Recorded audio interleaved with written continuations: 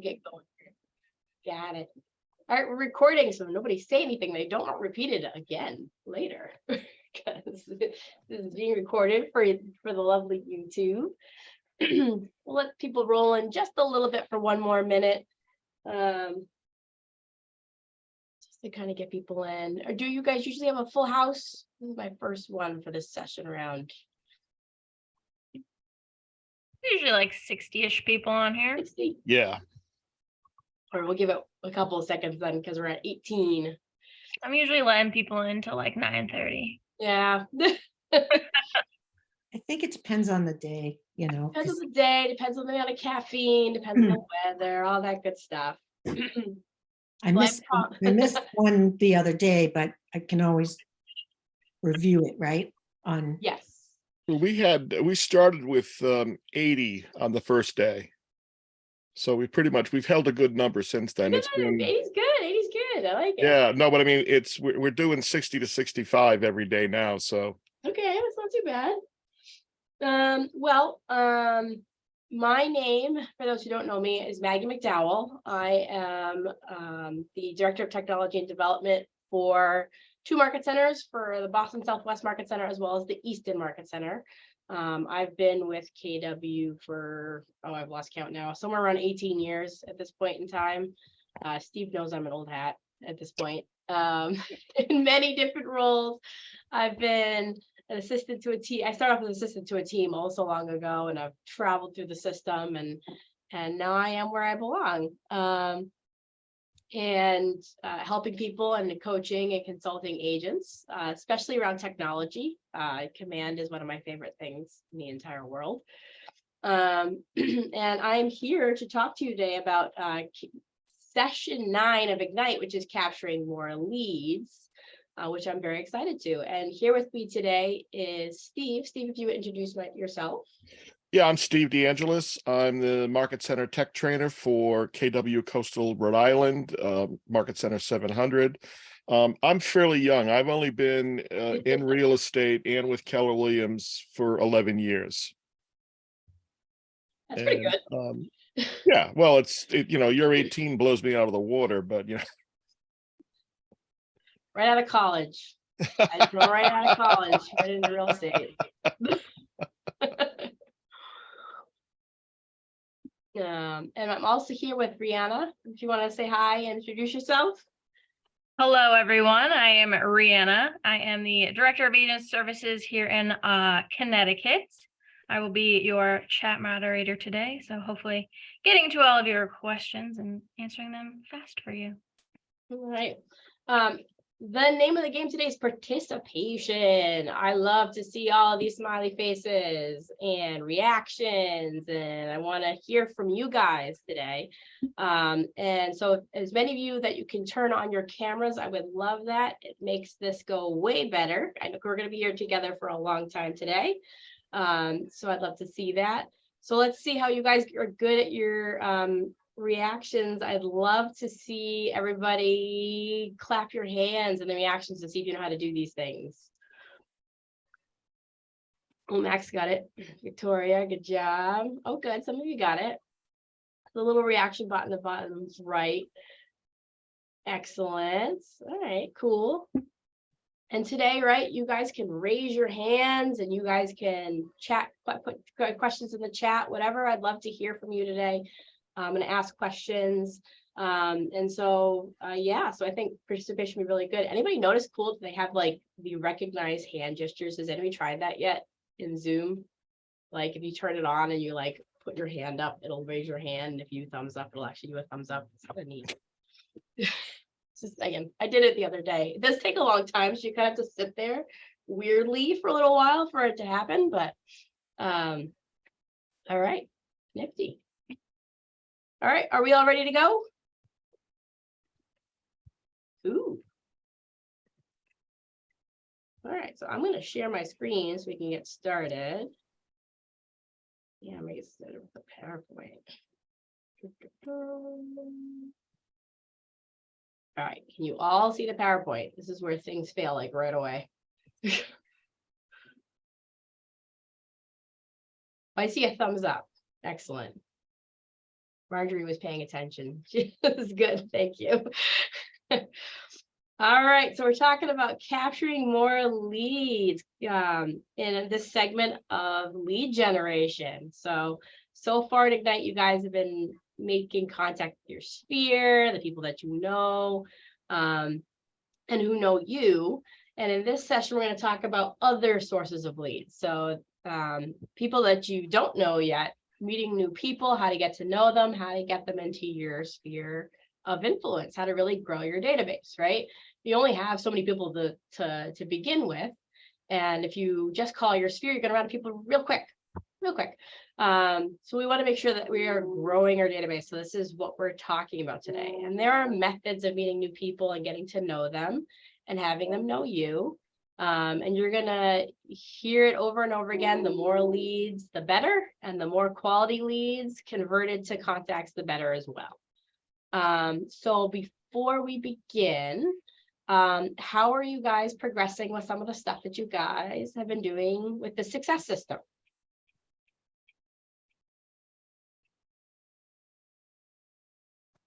This is the participation part of the program, just so you know.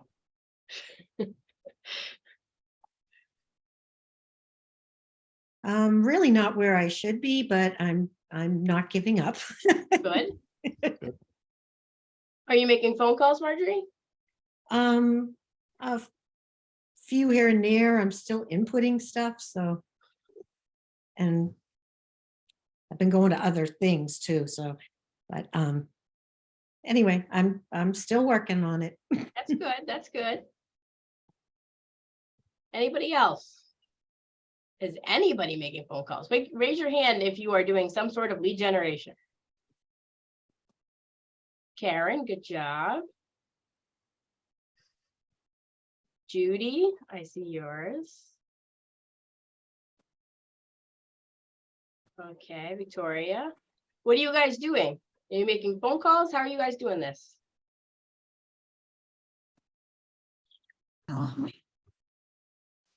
So I have been sending out 10 note cards introducing myself. I've called people that I've worked with before to let them know I've changed and that I will be sending a card out as well. I'm still waiting for my business cards. So I have the notes written out with stamps, but I wanted to put a business card in with the note card as well. Okay. So, Excellent. and I have called people as well, and people that I'm working with, like a couple buyers and one seller likes text. So I've been texting them back and forth. Excellent. How are those conversations going for you?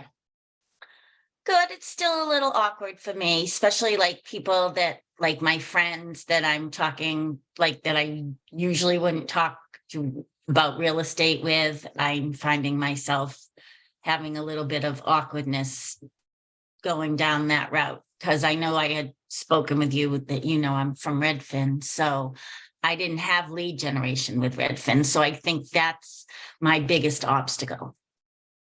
Yeah, you know what? Keep at it, Judy. And honestly, the best script I can give you is the Ford script, right? And like we've been over that. I think you guys. Yeah, I have that hanging right up over me. You, right? Yeah. Yeah, it definitely, because it's just a conversation. You're asking them all about themselves. In the middle, you're just kind of saying, hey, just so you know, I'm trying to help 14 families this year, get into homes. Do you know anybody I can help? Right? Very simple, quick question. And then maybe ask them for some sort of hey, do you want this cool neighborhood nurture thing I got? It's got some interesting information about the neighborhood you live in. You might like it. Does that sound good? Awesome. You like this mobile app I have? Might like it. That just sound good. And just throw it out there. And it just makes things nice and simple. So very good. Very good. Anybody else want to share what they're doing? How's it going? I guess I could add something to that. Sure. Pretty interesting, I think. I've just been going on Zillow and looking at the for sale by owners and cold calling them and trying to set up appointments.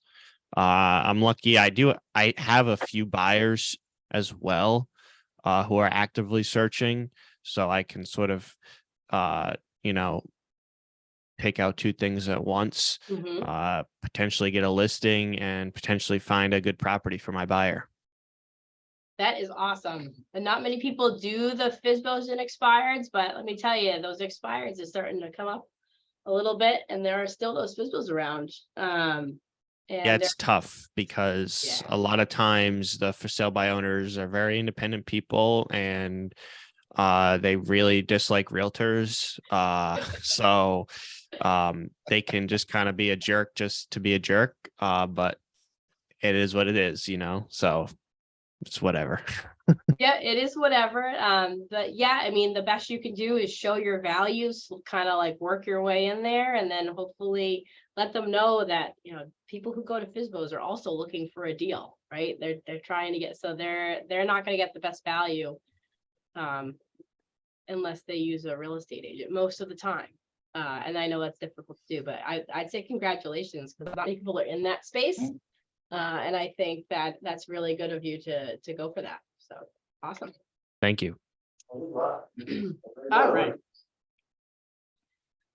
So today's agenda, right? We're going to go through systems that work, prospecting versus marketing, goldmine for referrals, more sources, capturing every lead, recaps, and the daily success system. So that is today's agenda. So we're going to go through a few things today. All right. Someone want to read this for me?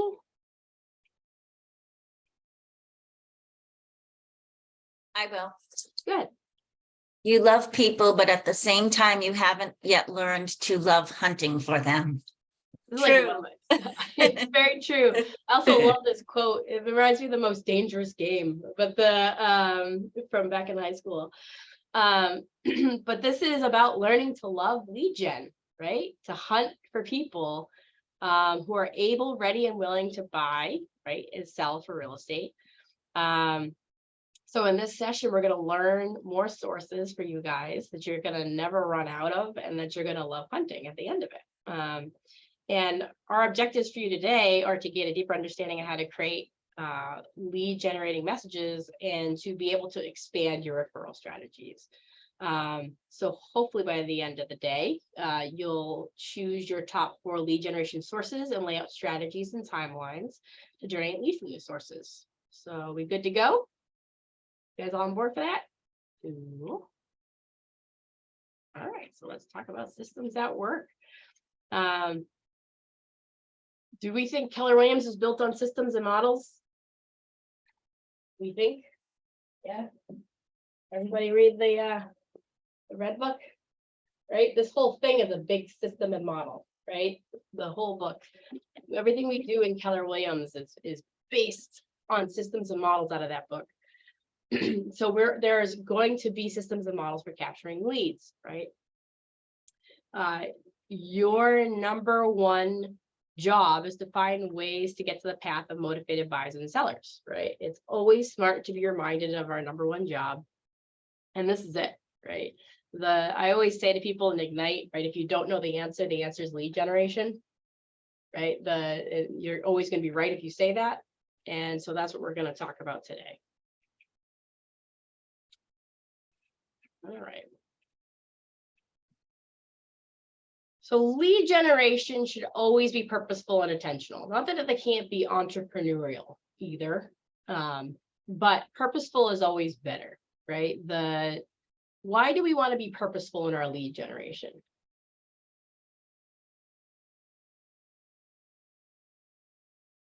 It'll save time. That's right, right? We want to get them more results with the less expended effort, right? So save our time, right? Be more purposeful with our lead gen. And the way we can do that is to make sure that we have a message and a method, right? And we want to make sure that our message and our method match, right? The message must match our market. So what do you think I mean by the message must match our market?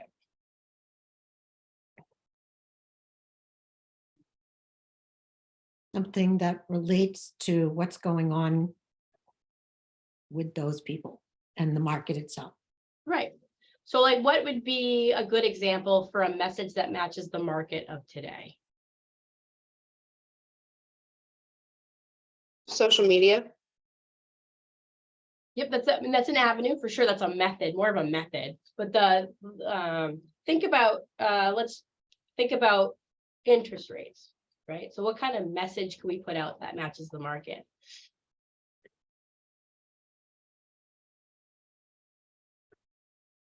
Something around, even though rates are high, it's always a good time to buy if you can afford the payment that works for you. Right, exactly, right. The market right now, the interest rates are high. So there's this sort of doom and gloom sort of feel out in the media today. So our message has to sort of match that in terms of, hey, look, what you hear is not all what you see, right? It's not really what you hear may not be real. Let's talk about it, right? We have ways of showing you that, hey, look, the interest rates may not be 2% anymore, but they're still, right around the national average, right? Then having those kinds of messages move forward that match the actual market, getting good messages out there that help people, educate people with what's going on. So tailoring the intended message to the sentiments of the market condition and targeting the group of people which that would really go towards. And we need to make an offer for immediate response, right? So what we mean by that is have a call to action that can be direct or indirect, right? So for example, call me now is more direct, or look at my website, go look at my website to learn more. That's more of an indirect, right? Can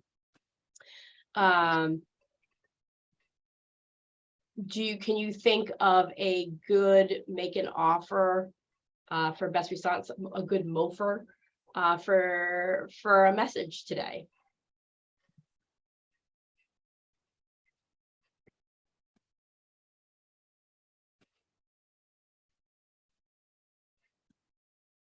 What are good reasons for people to call you?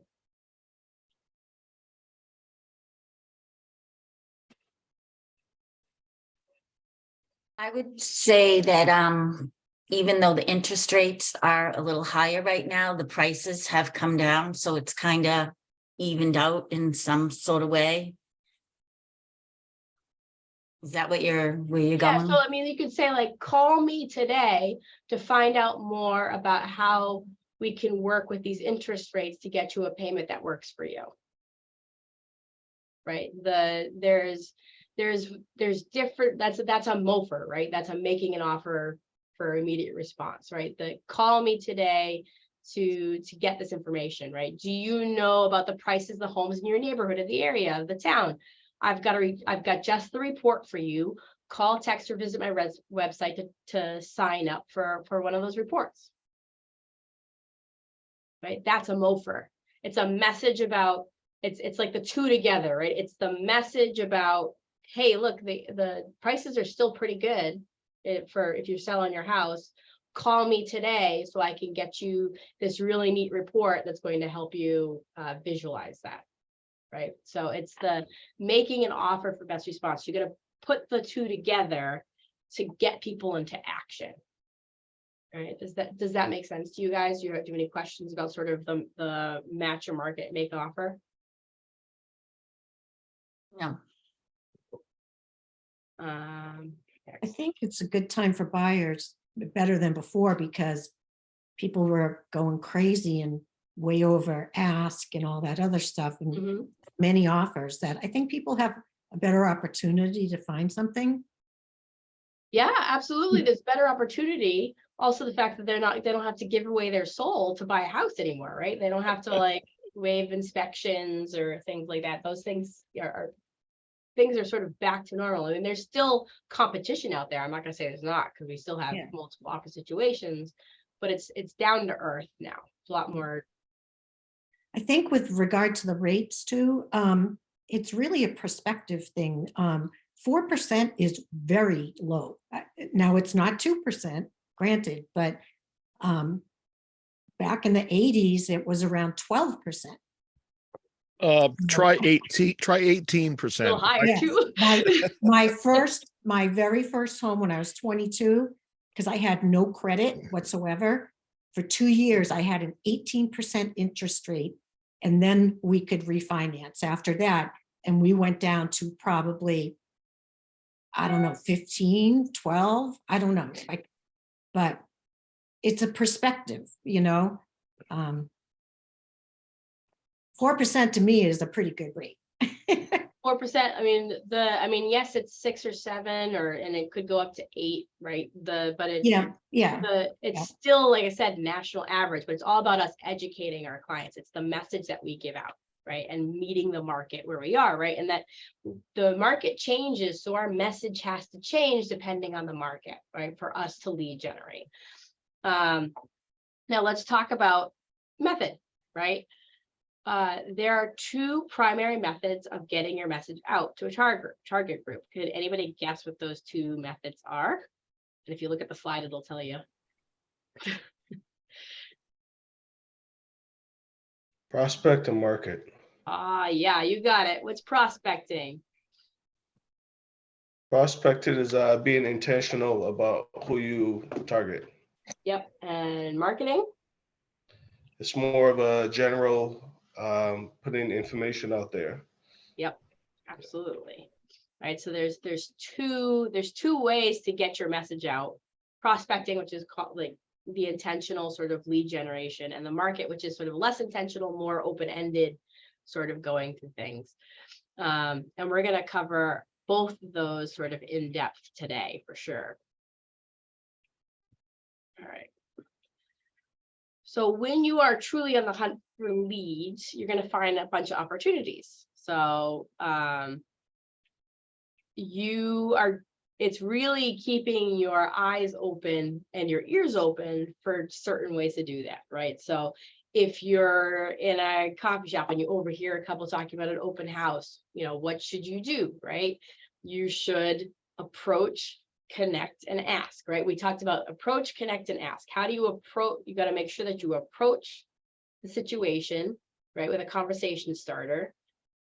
Connect with the individuals to build rapport, and then ask for the appointment, right? Those 3 things: approach, connect, to act, and ask. That is how we sort of get in touch and hunt for leads, sort of out in the ether, right? If we're hunting all the time, right? If you're at a coffee shop, right, you would maybe approach, I heard you talking about an open house. Are you looking for a home in the area?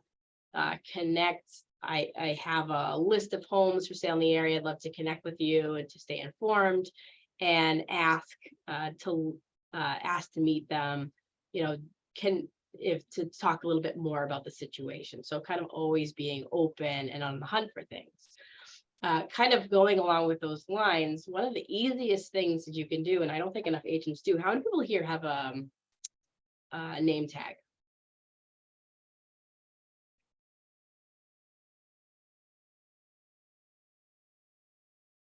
Anybody? Just Emily? I wear that thing everywhere. Yeah. Yeah. It's I can't tell you how ridiculous it is that like wearing a name tag gets people talking to you. Just walking into a coffee shop with my name tag on. I've walked into a Starbucks and had people ask me like, "Oh, you're a realtor?" And I've gotten into conversation with people.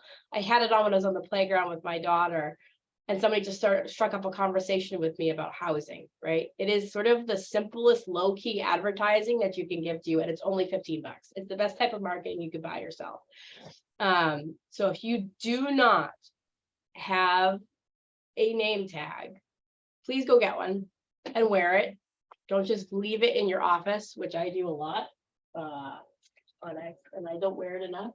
I used to have it over here. Here it is. But like, always have, like, wear it, actually wear it and see what happens. Does that happen to anybody else wearing a name tag, getting you come into conversations?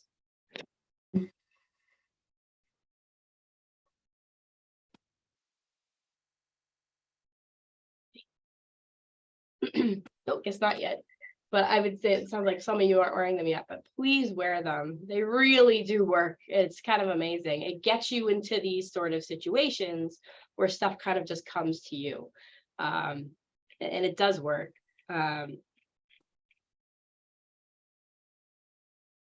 Well, the other benefit of the name tag is, yeah,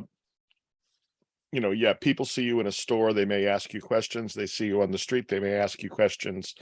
I've had people tell me that they've been in the store and people saw the name tag and thought they worked in that store, and that's how the conversation got started. And and then as far as eavesdropping on other tables in the coffee shop, etc., I was grocery shopping at 9 o'clock one night, and as I'm walking down this aisle, there are these two women. They're just chatting, and one of them says, "Well, I saw this condo and I really like it." I dropped my basket, turned around, and ran after them, and got 2 leads and closed 1 deal, because she saw this condo go up for sale. She didn't have a realtor. And I was able to, hook her in and get her under contract and get the whole deal going. So it's important that you pay some attention as you're walking around the stores and have your name tag on, so that when you run up to someone to say, "I'm a realtor," see, it's right here on my shirt. You're not scaring them.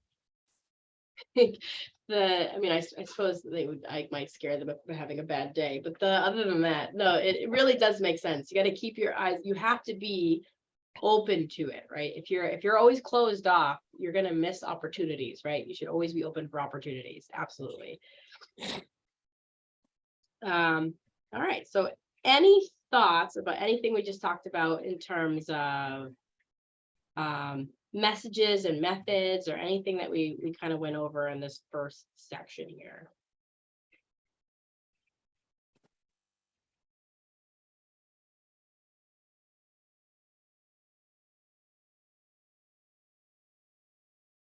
Just thinking, that it's really important to take advantage of little interactions, like you said, grocery store, coffee shop, any of the little things. It's just kind of hard to take that step and put yourself out there, but it seems like it's going to be very beneficial if you can. Yeah, it's tough to put yourself out there. I totally understand that, right? And especially if we're not used to that, or if we're kind of, for someone like me who's more of an introverted type person, that can be a hard thing to do. And it really comes from a mindset, right? We talk about that in the very beginning of Ignite mindset, like coming from contribution, right? How can I help? Can you help this person? And in general, we can. And if we're always looking for ways, if you change your mindset, if you're not just looking for opportunities, but maybe looking for ways to help, that might help you a little bit with that. For sure. Anybody else have any thoughts about anything we just talked about? Yeah, I would like to add, I really agree with Jake there. Just basically attending everything that you can. Like I did a open house. I covered an open house for a realtor over the weekend, and I've already got 2 leads from that who are interested in buying a multifamily in like Kent County. Just looking at, I just got an email from one of them. I got email up here, and I would say just get in front of as many people as possible, meet people, networking events, things like that. That never hurts just to go and talk to people. So Yes. You guys are absolutely right. Yep, putting yourself out there is so helpful. I mean, we say this a lot, and we say this kind of tongue in cheek, but you never want to be a secret agent. Secret agents don't do very well in this business. We want to make sure that we're out there. All right. Excellent. Ooh, whoa. Okay, prospecting versus marketing. We kind of talked about this in the beginning, but now we're going to kind of dig a little deeper into this topic. The 2 ways to sort of going about getting business. All right. Can someone read this for me, please?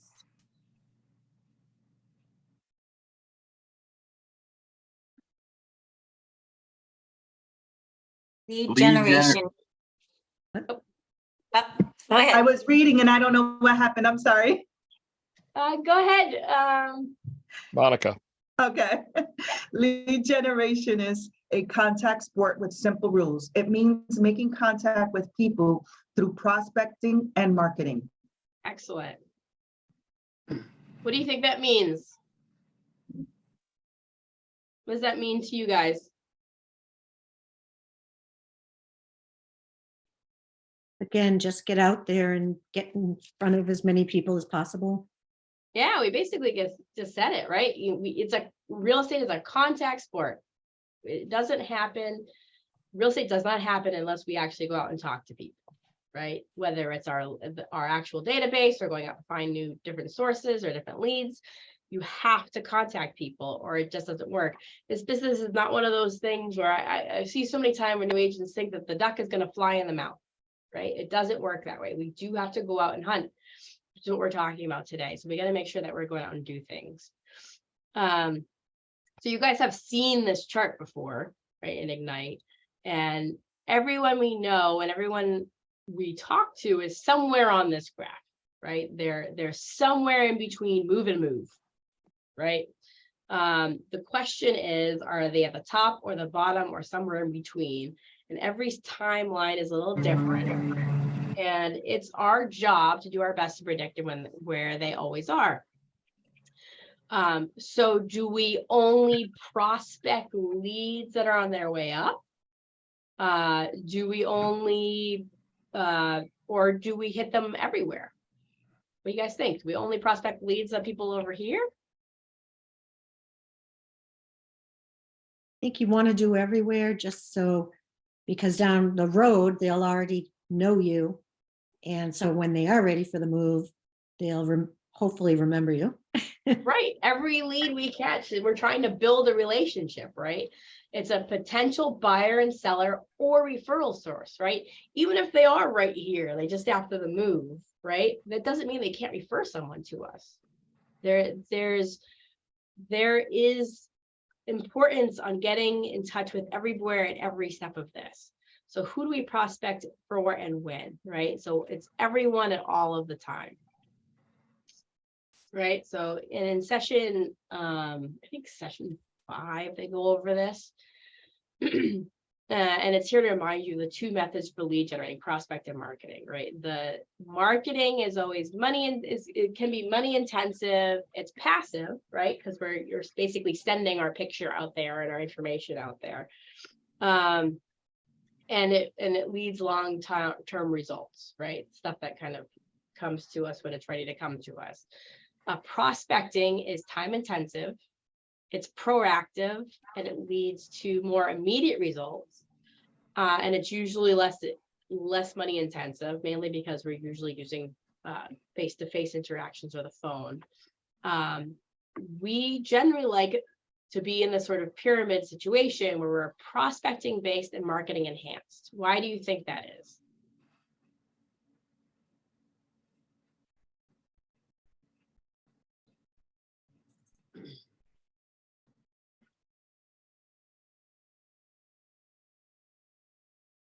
Why do we want to be prospecting based and marketing enhanced?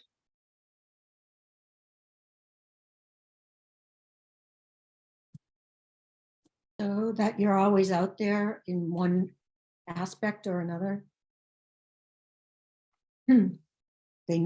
People see you. Right? What else? Amanda, I see your hand raised. Because when you're prospecting, you're going and you're actually talking and connecting with a person, and marketing, you're kind of like sitting and waiting for, like, if it's snowing, a snowflake to fall on your nose. Yeah, exactly. Right? I love it. It's a good analogy. Our Pen, you want to add to that? Yeah, sorry, I'm joining from my phone, so I took my video off. To me, I think it's like word of mouth marketing. When you are prospecting, you can connect more with the people than the flyers or your poster itself.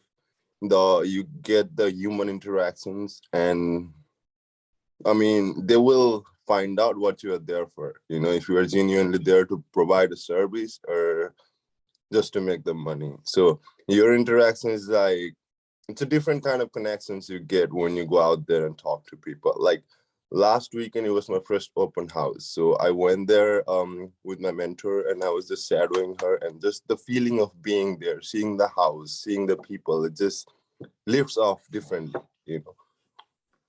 Yep, absolutely. I mean, you guys hit the nail pretty much on the head, right? I mean, prospecting will get you a better return on investment. It is time, right? It's time intensive, but it is free, right? In a lot of ways, right? Because it's essentially free. It simply requires your time to complete it. And marketing is more of a wait and see, but prospecting has a better return than marketing, but it doesn't mean we should ignore it altogether. Prospecting builds our business that thrives in down markets, but marketing really helps us get out there and just getting our face and really getting known out there. So that's why we want to focus more on the base, but don't ignore the marketing part. Our last two sessions, right, they were about open houses and social media. And prospecting helps support awareness and lead generation around, open houses, and social media can be a prospecting tool as well as a tool for marketing. So it can be both, right? So we want to make sure that we are not ignoring those things. So let's look at our little prospecting thing. So this is a list that is from the Red Book group. I don't remember what page, and that's gonna make me sad. Steve, you remember what page this is from? I don't remember. I used to know, but I'll find it later. Yeah, I can look it up real quick for you if you want. That's all right. It's not a big deal. It's in there, I promise. But there are many prospecting sources to share your messages through, right? Have any of you tried these sources? Right? I know, who was it? It was Max, I know, is trying some for sale by owners and expireds. So he's definitely going for that. What are you guys doing right now? Have you done any of these, and which ones are you doing? You can either shout it out or put it in the chat. What are you guys doing right now?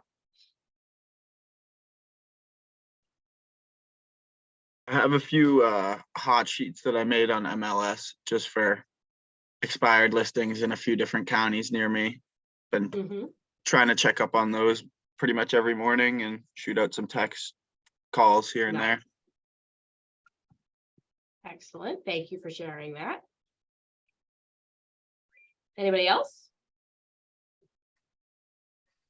For me, I'm very lucky. I have another business, and I've been able to reach out to customers through that as well and take advantage of my database. And the very informative and helpful Steve DeAngelis has been helping me figure out Command and the best way to keep in touch with them. So I've been lucky in that way as well. Awesome. And I didn't pay him to say You that. didn't pay him to say that? I was like, careful. No. You might not be able to- Steve is the Okay. best. You should definitely reach out to him if you need help with technical stuff. So when do you want to go to lunch, Max? Yeah. Let's go to Spain. We'll go to Spain. Right. One of the easy things to try is circle prospecting in your neighborhood. Walk around your neighborhood on a Saturday or a Sunday, and just say hello to people and tell them that you've joined the real estate community. If you go into Command, you can run what's called the neighborhood nurture, which is it's a real estate report, what things are selling for in your neighborhood, and people love that kind of stuff. Just, hey, here's a little bit about what's going on with real estate in our neighborhood. If you ever have any questions, be sure to give me a call. The worst they can do is say no and close the door on you. If they're not going to throw rocks at you, that, in 11 years, I've only had one person sick their dog on me, but I wasn't trying to sell them a house. But it's simple. It's easy to do. You can do it in your neighborhood. You can pick another neighborhood and farm it and just, get out there and meet people. Yep, absolutely. You hit the nail. You got it right there. Like, you have to get out and do some of these things. Now, do you think we should try to do every single one of these things, or just pick a couple of them?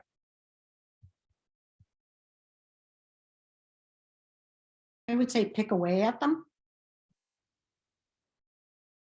Do some and then maybe try some other ones. And Yeah, you don't want to, you want to focus on a couple, right? The best, actually, they say is they pick like 4, right? Pick 4 sources. You can basically spread yourself too thin, right? And you have to have a focus, right? You have to focus on at least probably 4 of them, I would say. And try not to overextend yourself, because if you overextend yourself, then you're not spending enough time in any one of those, and you're not going to get the same results, right? So if you want to go after FSBOs and expireds, make that your thing, right? Go after the FSBOs expireds. If you want to sort of build more relationships with vendors, spoke in the local town that you're in, do that. If you want to go around and do door knocking, do newsletters in sort of an area, build a farm, focus on that, right? If you spread yourself too thin, nothing's going to work, and you have to give it time to work as well, right? Too often what I see is people try something once and then they give up, right? It takes a little while to sow the seeds, right? To get the plants from the things that you've been doing. So you want to make sure that you're not giving up too easily, but also not spreading yourself too thin. Does that make sense to you guys, to pick maybe a couple and not go too thin with yourself?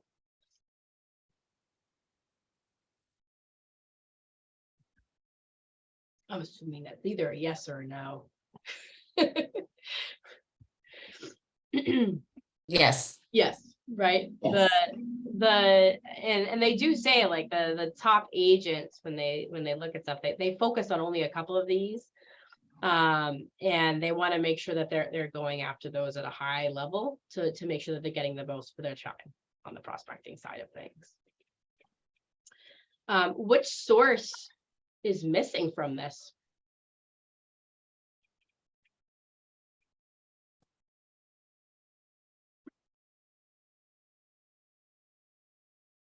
Your sphere of influence.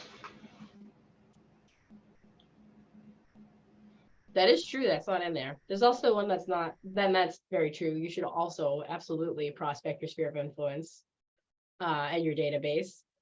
But there's something else that's missing. I will give you a hint. You talked about it all last Ignite. Social media. Yeah, you got it. Social media is missing from this list, and that is because this is from the MREA, which was written before social media was really a thing. So make sure that you add that into here, because you can do quite a bit of prospecting through social media. After looking at this list, is there some things that you guys would want to add to your prospecting, and what would they be that you maybe not be doing right now?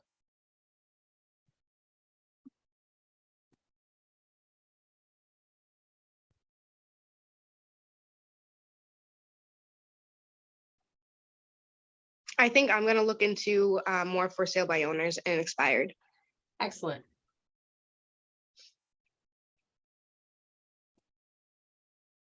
I think I'm gonna do expireds and neighborhoods. Love it. Christofani? For me, I think I'm gonna do more like networking events.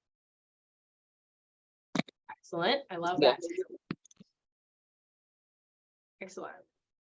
Yeah, what I want you guys to like look at this, and I don't know if you have this stuff printed at home or not, but if you do, I want you to circle 3 or write down 3 or 4 right now, or 3 or a couple that you aren't doing, and make those the ones that you want to investigate. Christofani, are your hands still up?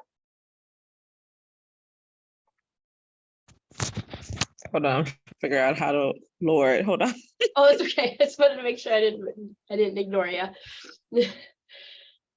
I got her. You got it. Cool. Yeah. All right. So we're going to switch this up a little bit, and we're going to go to marketing, right?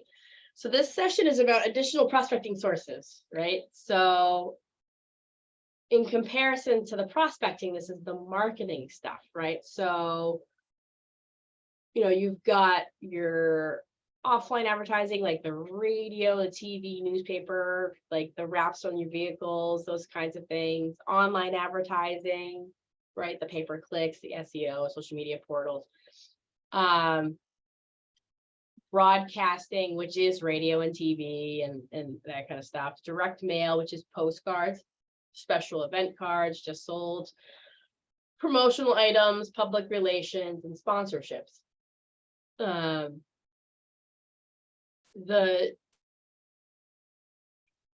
What do you guys think about this list?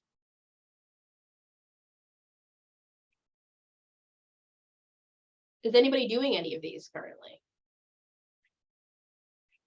I definitely feel like most people are on social media. Yep.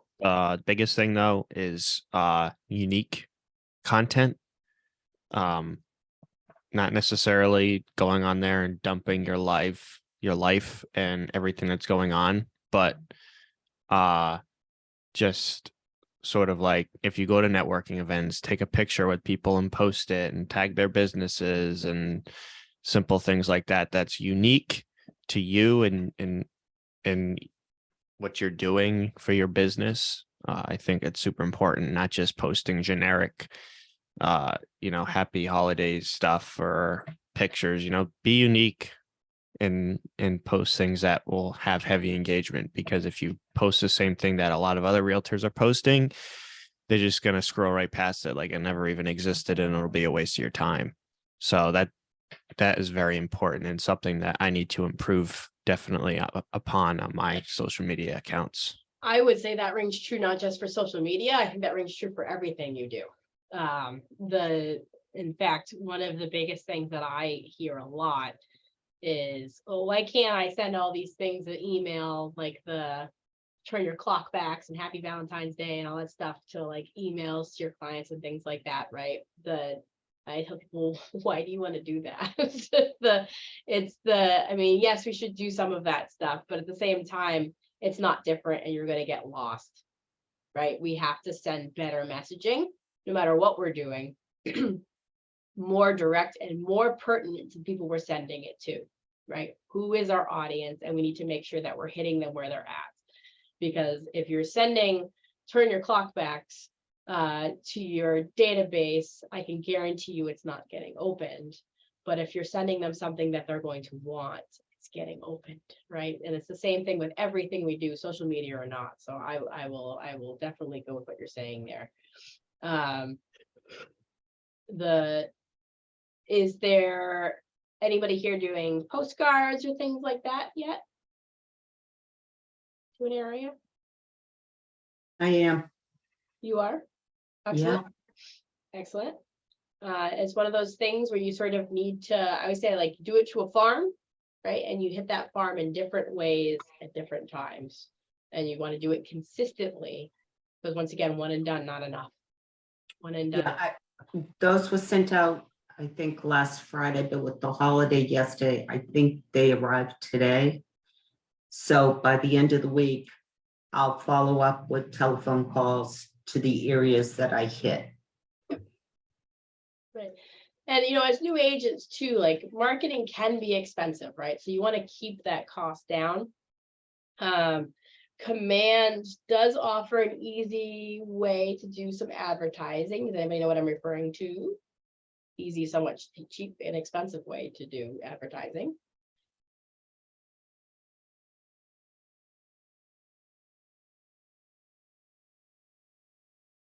Anybody? Is it like the designs area? Kind of, yeah, we're talking, you can do Facebook advertising as well as Instagram advertising through Command, right?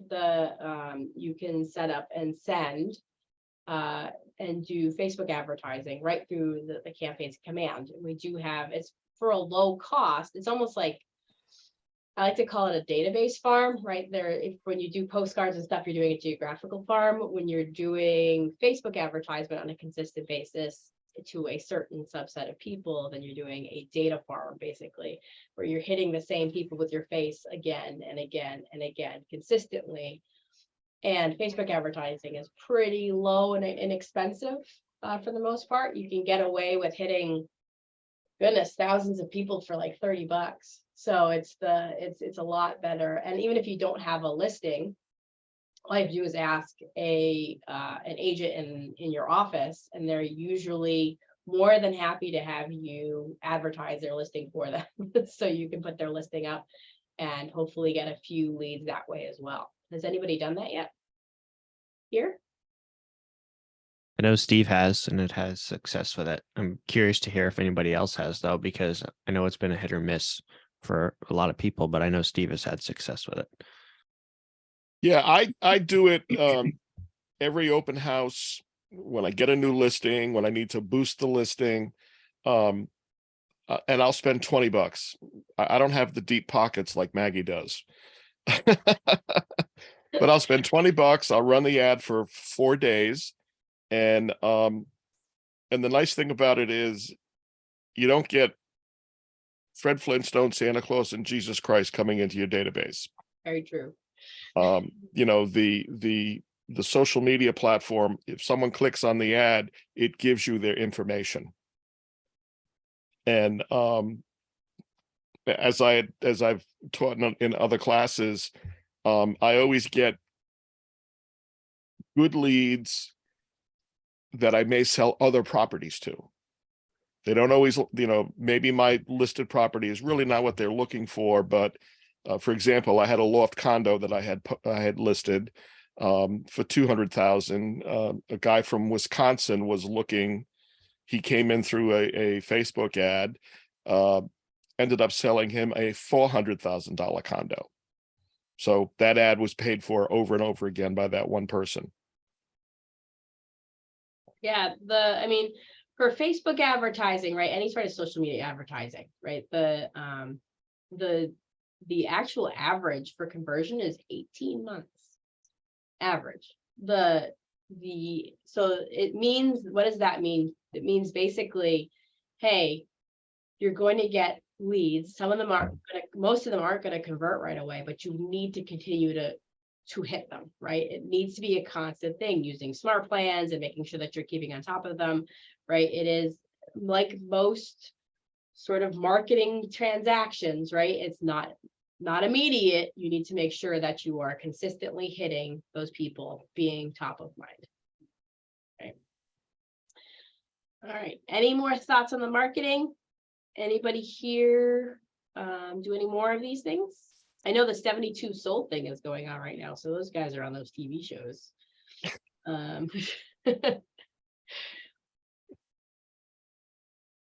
right.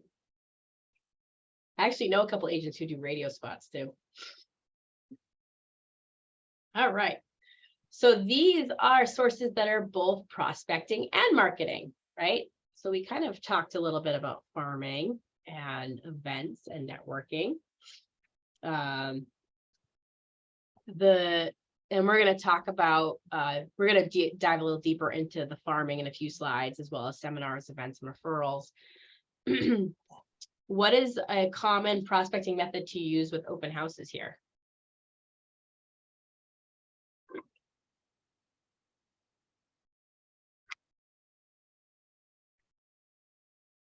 If you hold a 7-level open house, what is one good way that you could do prospecting? Sign-in list.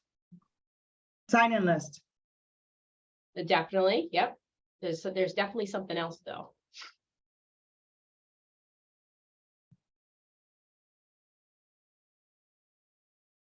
The signs? Think bigger.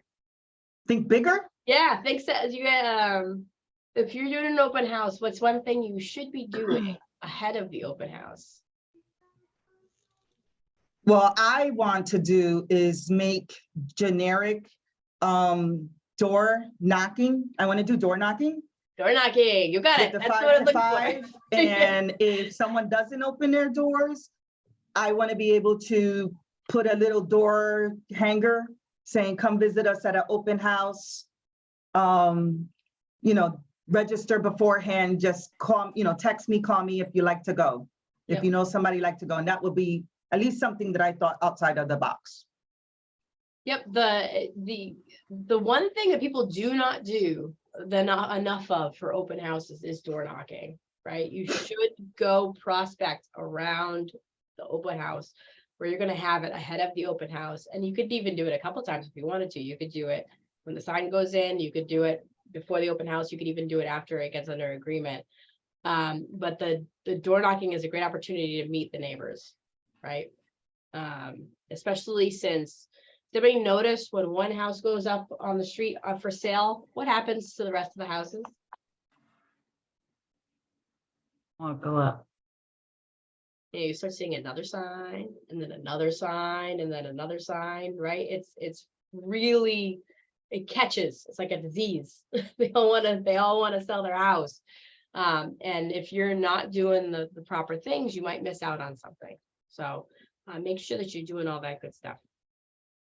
It's also a good idea to, invite the neighbors ahead of time. Mhm.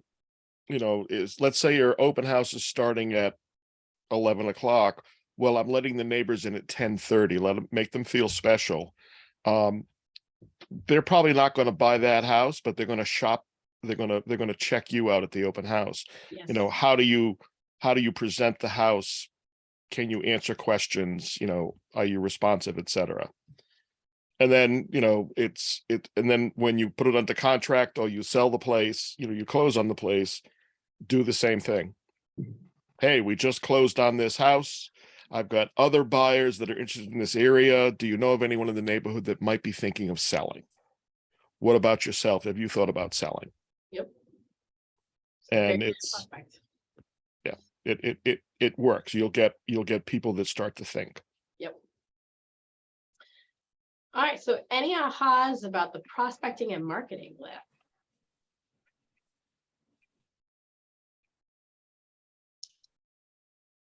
Sort of backs up what I started doing. Now am a tax preparer with Liberty Tax, and I did that purposely so that I can build my database with more clients. And the very first client I had yesterday was picking up documents for her husband's sister because after 65 years, they have to empty out her house. And I did it right there. I said, hey, do you have an agent? I'm an agent. Here's my card. I said, do you mind if I take your number and your name and put it in my record so that I can help you out? And if you need movers, I have that. There's someone who can help you out, even sales. So this kind of backs up what I'm trying to do right now. Yep. So a good example of being open, right? Being open to the opportunities that present themselves. Max, I saw you had come off mute for a second. Oh yeah, I mean, I just wanted to add, I mean, I've said this many times before and on other Ignites that I've been in. For me, the best type of marketing or networking has been chamber events, networking events, things like that. Who knows more people than other people who are in business, who are business owners? So they might not necessarily be looking for a house or some sort of property, but they most certainly will know people who are doing that. Yep.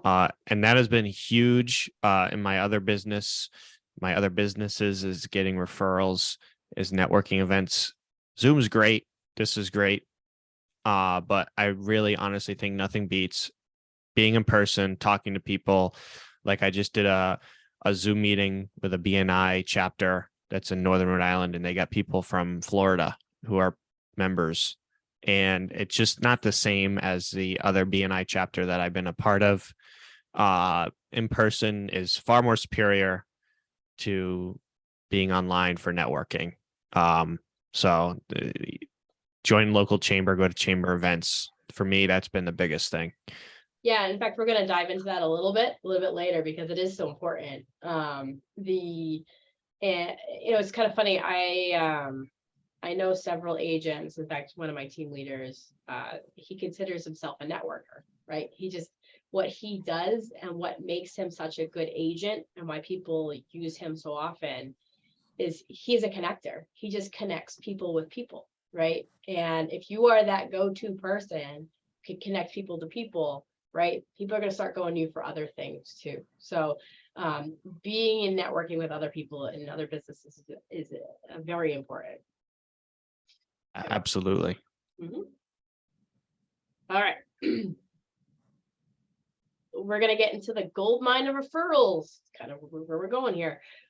Many agents miss out on referrals. A lot of them do, yet they can be an easy and lucrative source of leads, right? So you can get referrals from friends, families, coworkers, neighbors, but there are also different types of places to get referrals, not just client referrals.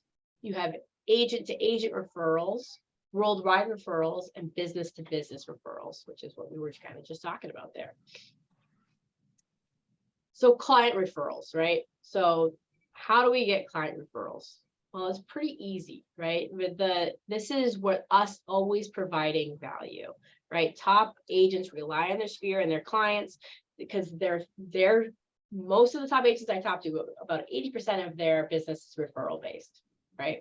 And in the beginning, you got to work up to that, but when you do your best and you are top of mind and you're giving people value, they are going to refer you to others. And it begins with setting the expectation with your sphere that your business runs on referrals. You have to set that expectation. You have to prove your value and you have to build your relationships, right? So what are some ways that you can provide value besides the 3 listed here, right? Share your KW app, share market statistics, provide vetted vendor lists. What are some ways you can provide value to your clients?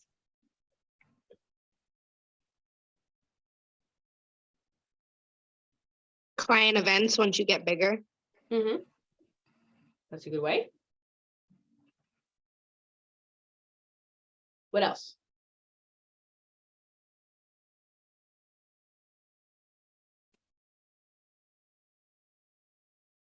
Maybe checking up on your clients after you guys already finished doing business together. Yeah, just being caring and supportive. Absolutely. I mean, during COVID, one of the things we told people to do 100% of the time, just make care calls. Just call them, see how they're doing. Right. Give me one more.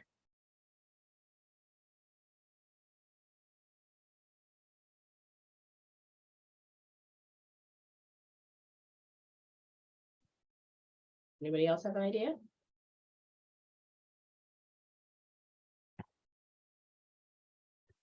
One thing I do with with my clients is I always keep them informed of new mortgage programs. Mm-hmm. You never know when someone is maybe thinking of putting in that new kitchen, a new bathroom, and you let them know that, hey, this, so-and-so mortgage company has a new home equity program or a new, something that, for instance, I had one client that had a VA mortgage, and about 1.5 years ago, the VA put out a special program for greening your house at like a very low interest rate. Just sent it out to all my clients that had VA mortgages. Just, hey, here's an update to what's going on with the VA mortgages. One of them took advantage of it and had a solar array put on the roof of his house. That's awesome. Being a source of good information in general, right? Just being that source of information. One thing that wasn't mentioned here was being a problem solver, right? When somebody needs something, you were the one with the vendor list. I get asked all the time by my friends and family, who do you know that can help me with a contractor, plumber, electrician, right? Having that sort of a vendor list, being that problem solver for your sphere of influence, absolutely is a great way to provide value. But you do have to ask. Number 2, ask for referrals. Ask for referrals. It's not going to hurt, I promise. And they will try to help you, right? Sometimes you need to remind people to be on the lookout for you. And if you have great advocates, all you have to do is ask every once in a while, and they will return that, right? People like to help people. I know it doesn't seem like that sometimes, but people do like to help people. So ask your clients for referrals, and reward them for referrals, right? Even if the referral doesn't pan out, you should always reward your referrals, the people giving you the referrals, right? It doesn't matter if it works out or not. when should you ask for referrals in a, when you're doing a transaction with somebody, when should you ask for referrals?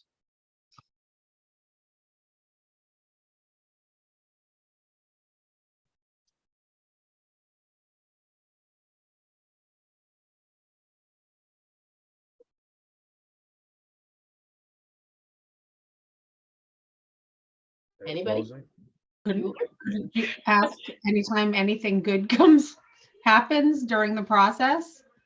Yeah, I mean, that's a good time too, absolutely, when they're in a happy mood, yep. In the listing, if anybody been to Bold, I don't know if they still do this in Bold, but in the Bold listing presentation and buyer presentation, you ask right at the presentation. Do you know anybody else? At the end of the presentation, do anybody else that I can help today? Right away. And ask, you can ask several times throughout, don't just wait till the end. Ask several times through the transaction, right?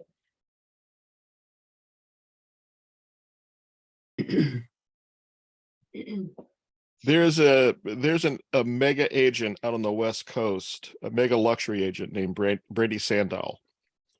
Yep. And he introduced me to a very unique program that he does. Aspire. Yes. Yeah. Every step along the way, you know, when you sign the listing contract, he sends a cheesy little gift. He sends a pen. Yeah. Nice. Yeah. And then he says, do you know of anyone else who might need a pen to sign a contract with? And after the pictures are taken, you know, do you know of anyone else who may need to have pictures taken? It just every single time he's plugging them for, you know, do you know anyone else who would enjoy getting this? Yeah, And- when someone says thank you, right? He says, I'm so glad that I could help. Do you know anybody else Yeah. that could use my help? It just, he's actually excellent. If you haven't seen him speak yet, you should go do it. I recommend that to anybody here. Yeah. For those that just put chats out asking, it's called the Aspire program. And I wonder if I still have it. In fact, I can put it in the chat. Oh, you're wonderful, because it's on my other computer. I do have it. My downloads. 1 second, I'll throw it up there for you guys. It's actually very good.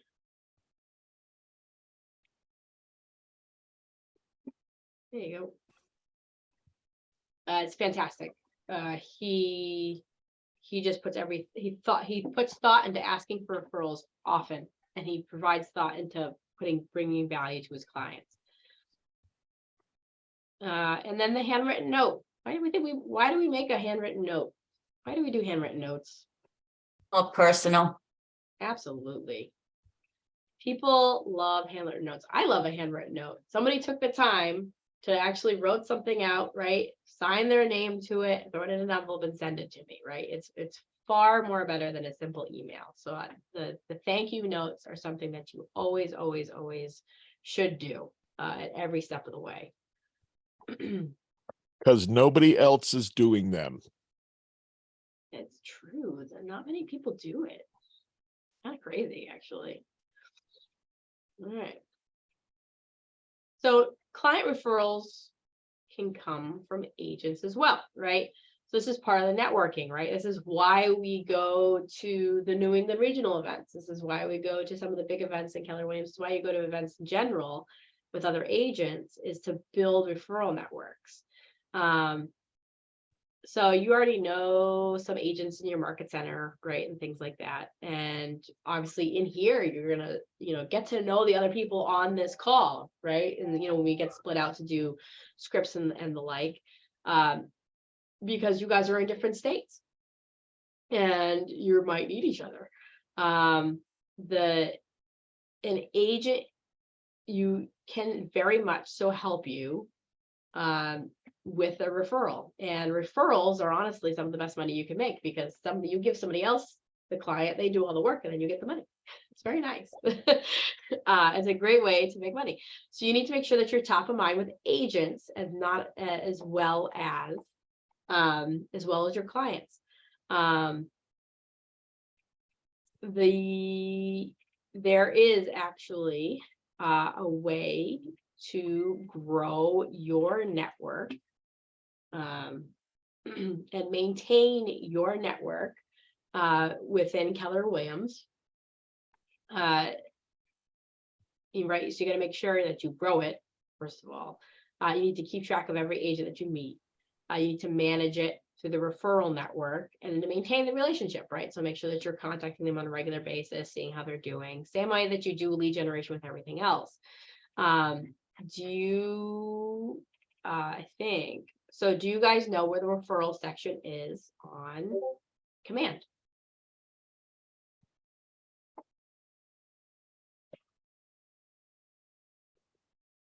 Yes, no, maybe so. No, This is a I yes. don't. Question. Okay, good. All right. Steve, would you be able to show them where to find the referral network section? Yep, hold on a second. Let me get it up here and I can share my screen. All right, I'm stopping the share so you can go ahead and share. I want you guys to see this part. How to build a network.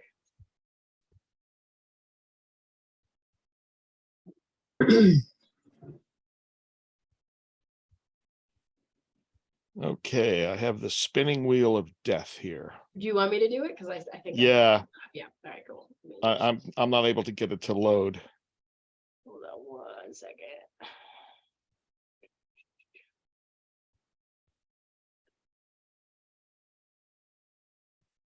All right. Do you guys see my browser? Yes? No? Yes. Yes. Thank you. Yes. Okay. So let me head over to Command. This particular browser only has like 6 tabs, so this is really tiny. All right. All right. So the referral section is the one that kind of looks like a little like location holder with a person in it. And if you go here, this is where you can start building your network. And if you meet somebody, you can always grow your network. I have a bunch of people in here. You can always grow your network by hitting grow a network, and it'll take you to the map. And you can go ahead and start looking for people in certain locations, and you can ask them, send them a message through the system to ask them if they want to be part of your network. You can also search for them just by name very quickly in my network. So if I wanted, are you in there as Steve DeAngelis? I might be in there as Steven.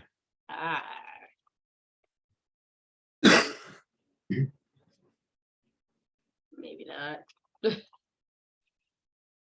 name. You were like, They don't recognize. in here. Yeah, I am, but I'm not in your network. Well, I'm trying to get you. Wow. I just want to see if you were in there. Oh, I guess not. I'll have to look. We'll have to find out why you're not in the network. Well, you'll have to pull up Brooke. She must be in your network. She's not yet.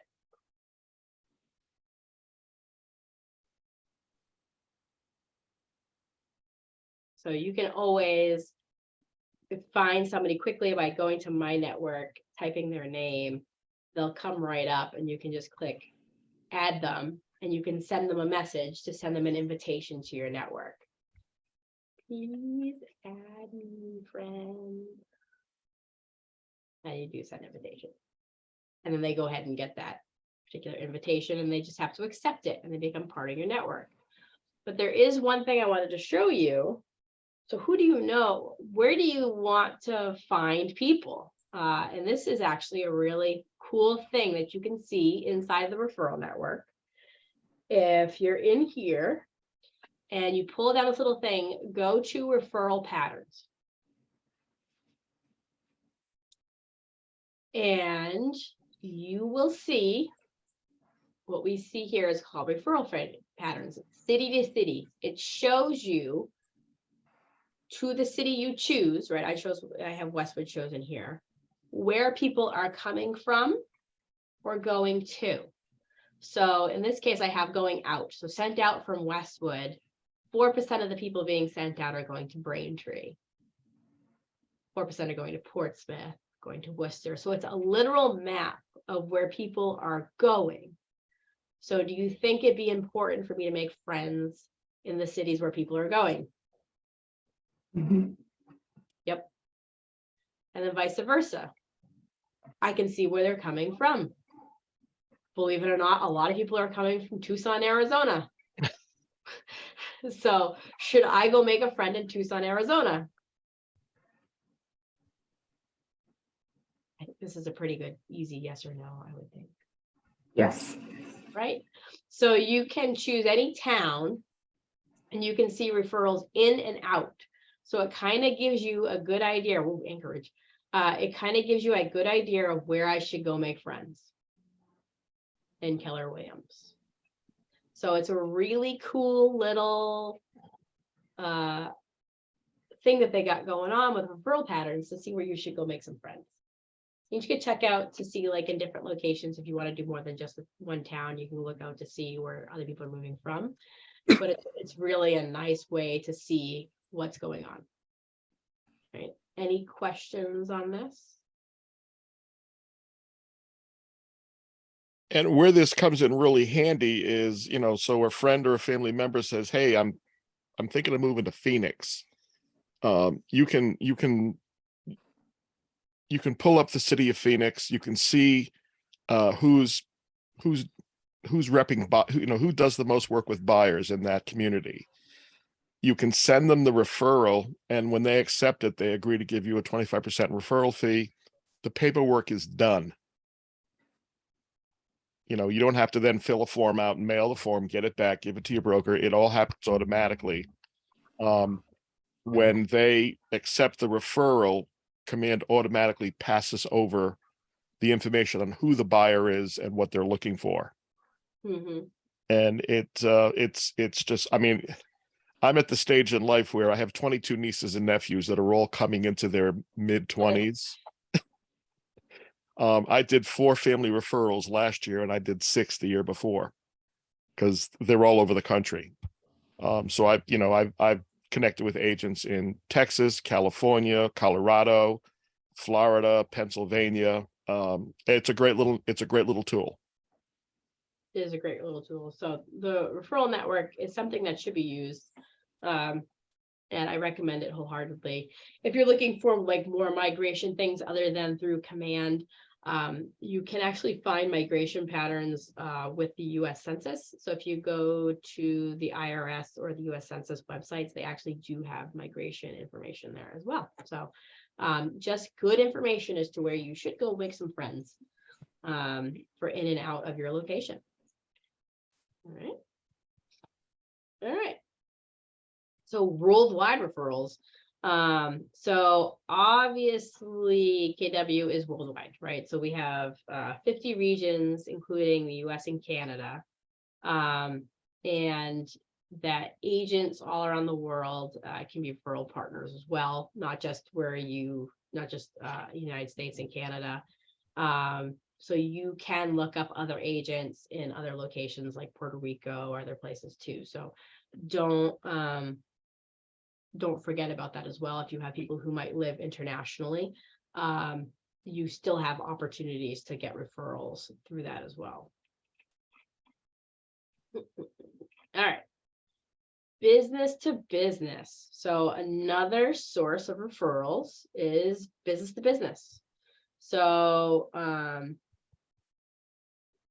raise your hand if you've ever recommended any of the following to your friends or family: a hairdresser, a dentist, a doctor, an accountant, a finance planner, auto shop, handyman, plumber, electrician, gardener, landscaper. Anybody recommend those to your friends and family? Yeah, there's a few. I think we do that an awful lot, right? You're referring businesses, right? And that's a one-way referral. Right? That's just you sending it to those people because you use and trust them. We want to make these referrals reciprocal, right? So we need to develop business relationships with business owners and to make sure that we have more of a reciprocal relationship. You refer your clients to their business. So, for example, you refer your buyer clients to those who are new to your dentist. And then the owners refer clients back to you. So for example, a handyman you've often referred to is hired by a person who's fixing up their house in preparation because they want to sell it. The handyman lets you know, and then you're in connecting with the potential seller, or maybe the handyman drops your name, right? It's that business to business that you are looking for. In your, if you could take a second right now, and on a piece of paper, if you have your thing in front of you, there's a place to put it. Write down the businesses that you would connect right now. Like right now, who could you connect with right now to make a business to business connection? I'll give you like a minute to do this.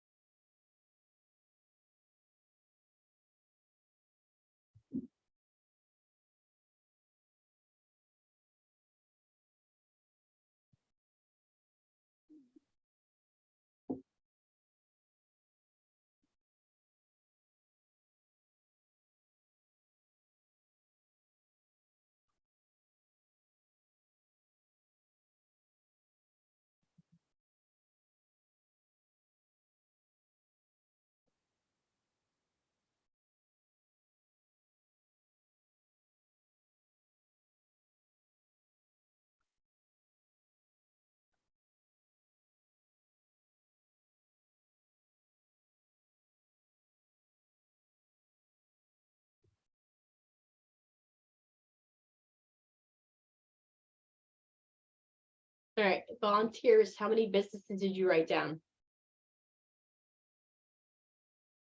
7. 7. Excellent. Anybody else? 5. 5.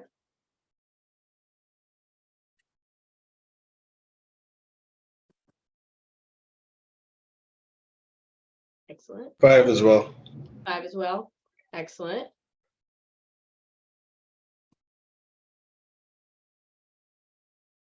If you refer, and would they give you referrals back, do you think?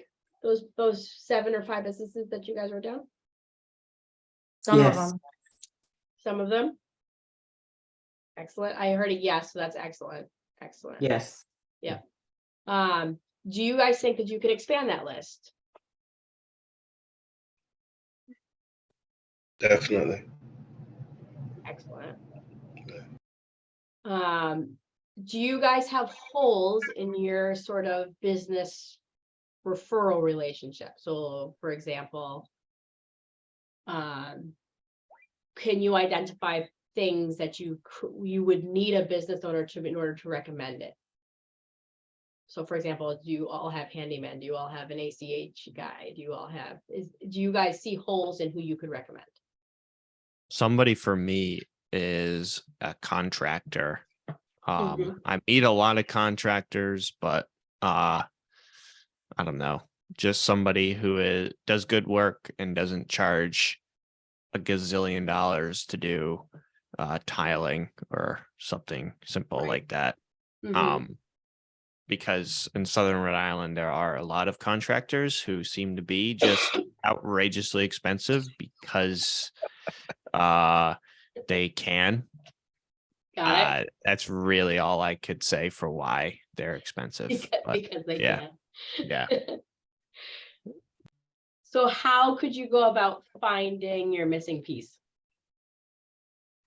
For me, I think it's just continue doing what I do in terms of networking. I know that the old BNI group I was a part of, somebody had just joined. He literally joined the meeting after I left. So I think I might want to get in contact with him just to have the connection. But yeah, I know he's a general contractor, so he's not like the bigger guys around here. It's just maybe him and maybe some other guys he uses, and I know for sure that'll definitely help in terms of pricing, because I don't want to recommend people who, people just can't afford, because then it looks bad, and it's sort of like I expect them to have money that they don't have. And it's just a situation that you really don't want to get yourself into, Yep. So one of the things we could do is join BNI groups, right? Networking. We can ask other agents for referrals as well, right? We can make sure, and before, you want to make sure that you vet anybody before you recommend them, right? We don't want to give somebody who's not good at what they do. So make sure you're looking at all the reviews. If you are just choosing someone out of the blue, you're looking at all the reviews and all those things. And you should always go meet that person, right? Don't just make a phone call and leave it at that. Go visit them at their shop, right? Go shake their hand, go introduce yourself, right? We're trying to get a two-way here, right? And if you just send somebody in one direction without a conversation, then you're kind of losing out on that two-way for sure. So build your bench, right? Build your vendor bench. It is a great way to build a referral base for clientele, right? Because if you do have a good vendor list, that is, you're giving referrals to, they're going to start giving referrals back. It is a huge part of the business that a lot of people do miss. And so go make time, make this a part of your lead gen, because it is lead gen in a way. You're going to go find these vendors so they can start giving you stuff back. And even these vendors could need help with real estate agents as well. So you are helping each other at this point in time. So, and if you want to go even further, right, you can connect this with social media. If you really do like this person, you could do a spotlight on social media for this business and help them out and help yourself out for the local area.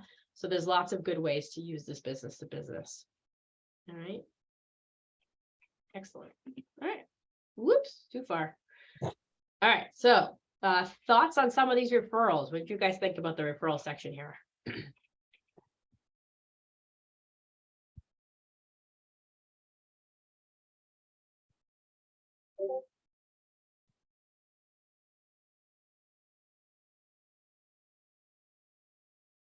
It was awful and terrible because no one's speaking up, obviously. You guys learn anything? Well, in the chat, Kristen out on Cape Cod mentions that referrals work. She did one with an agent in Tokyo. Excellent. That's cool. Great way of using it.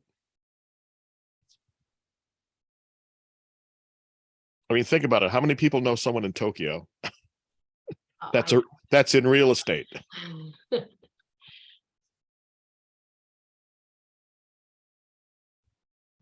Anybody get anything from the referral section? Yes, I love the business to business piece. I'm actually going to reach out today to those 5 businesses that I wrote down, visit a couple of them and see if we can get some referrals going for each other. So definitely gonna do that today. Awesome. Yeah. And it's good to build that business to business list, because once you start getting more involved in real estate, your clients are going to call you and say, hey, I need an electrician, I need a plumber, I need this. Who do you know? And don't just say, oh, wait a second, and look up, oh, here's an electrician. If you don't know one, ask your fellow agents. They may have one they can recommend. You don't want to just pull a name out of the book and say, oh yeah, call this guy, and then find out that he was either a lousy electrician or he never showed up. Yeah, that'd be bad. Yeah, because then you look like an idiot. Anybody else getting aha? One more.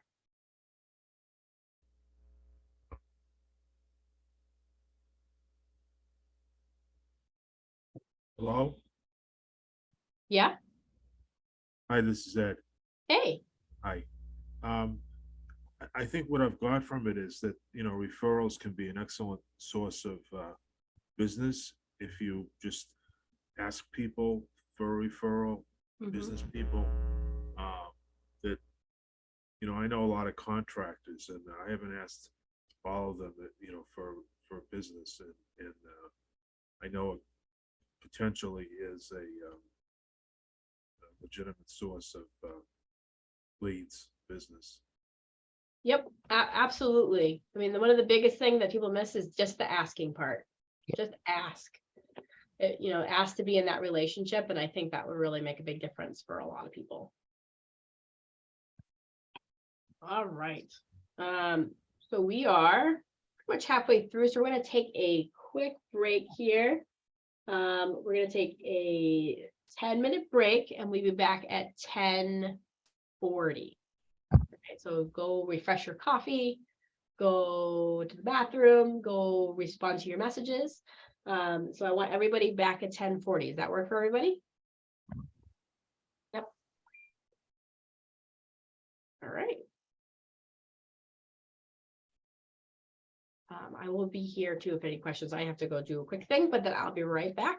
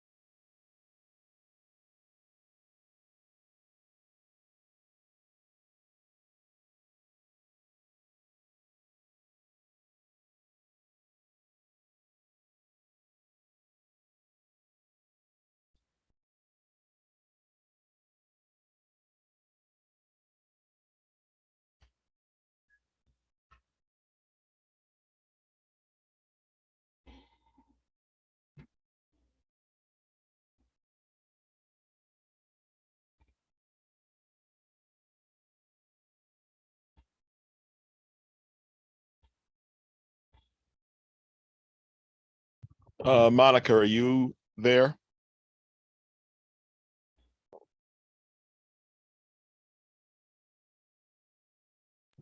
Yes, now I am.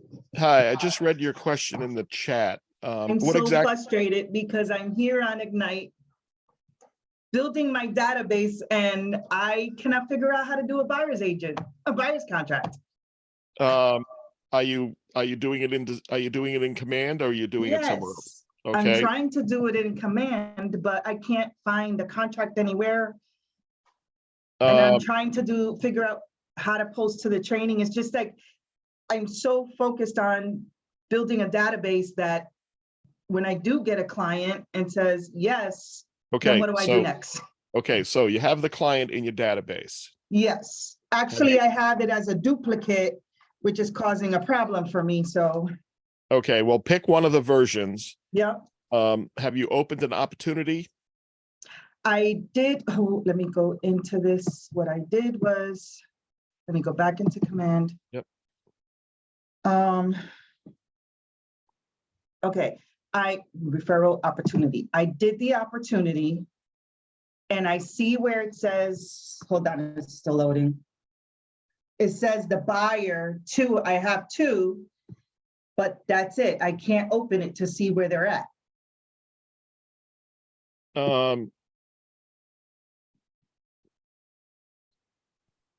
So across the top of, so you're looking at a screen that has the buyer information. Like the whole listing, the how you cultivate employee, that's listing first and then buyers, cultivate, appointment, action, how many activities, and under Okay, contract. I can't get the contract. So click on the name of the opportunity in that little box that's in one of those columns. And that should You open want up. me to click on cultivate? No, click on the opportunity itself. I don't see that. Oh, wait a minute. I go to all opportunities. Yeah, go to all opportunities. Yeah, okay. Click Oh, on there that goes- opportunity that you opened. 250, this one.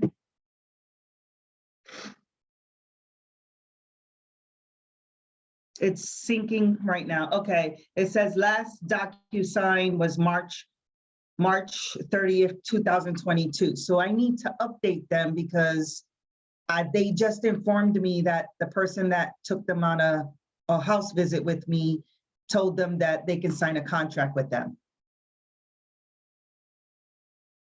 So what do you mean they can sign a contract with them? They can sign a contract with the other agent? Yeah, but they've been my clients since March 22. And Okay. this agent just took them on a house visit or showing for me and told them, well, they can sign a contract. So the good part is that they're my tenants and I've raised the girl. So Yep. she So told me, if- the guy said I can sign a contract with him. And I was like, oh, okay, let me send you over the contract you signed and we'll update it. So I don't want to lose this. Okay, let me meet you on Zoom after this class is over. Okay, So you can, so you can share your screen with me and I can show you what you need to do. I appreciate that. Thank you so much. All right. Bye-bye. Dan, I didn't know if this was the right place to ask this question. It's just, It's not the right place, but it's the right person. okay, good. Thank you. I have my PhD in DocuSign, so I can figure it out Okay. for you. Okay, thank you. And if you tell me where the training's at, I will do it immensely. Thank you so much. Yep.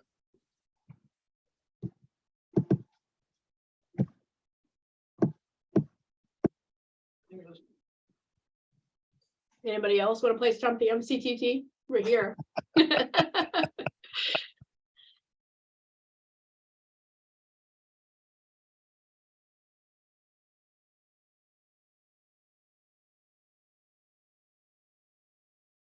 Hmm.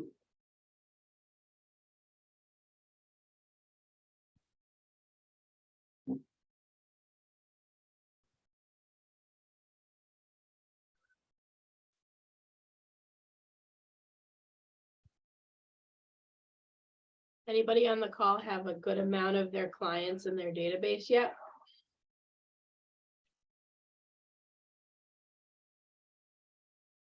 I'm gonna say that's a no.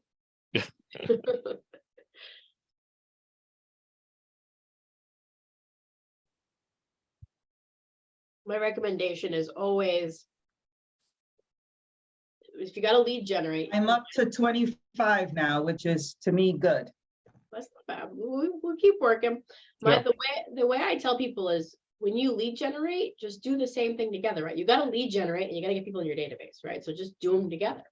So when you make the phone call, just add them into command, right? Have the two things going simultaneously. Add them to command as you call them, fill in any missing information. When you're done with the call, add them to any smart plan that you need to add them to, right? If you like offered a neighborhood nurture or you got their birthday information or whatever smart plan you need to add them to after you finish talking to them, add any notes about what you talked about, and then set a reminder to call them again in 3 months. If you do that, even if you do like a couple a day, you are slowly going to get your database up and running. And eventually your database is going to tell you what you need to do every day. And a good database tells you what you need to do every single day. It's honestly the best advice I could give all of you, to just lead generate while you add people to your database. It just makes it so much easier. You can organize people while you do it. You can get your missing information and you can get your database rolling the way it should be rolling.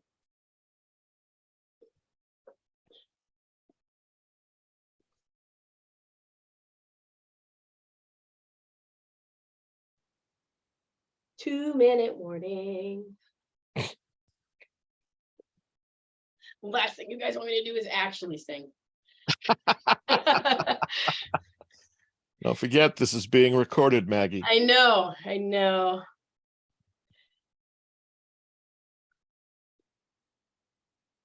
It is not what I'm known for.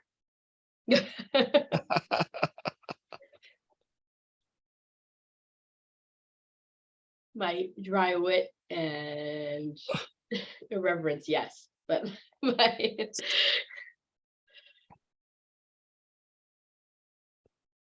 Oh, I'm so glad the sun's finally coming out. I actually have the sun too. It's kind of nice. Well, we had snow yesterday. So did we. It was very snowy. It's supposed to be 50 degrees today. I'm like, what Yeah, the but heck? you live way up north. You're supposed to get snow. I don't live way up north. I live in Massachusetts. You got people in here who live in like Maine.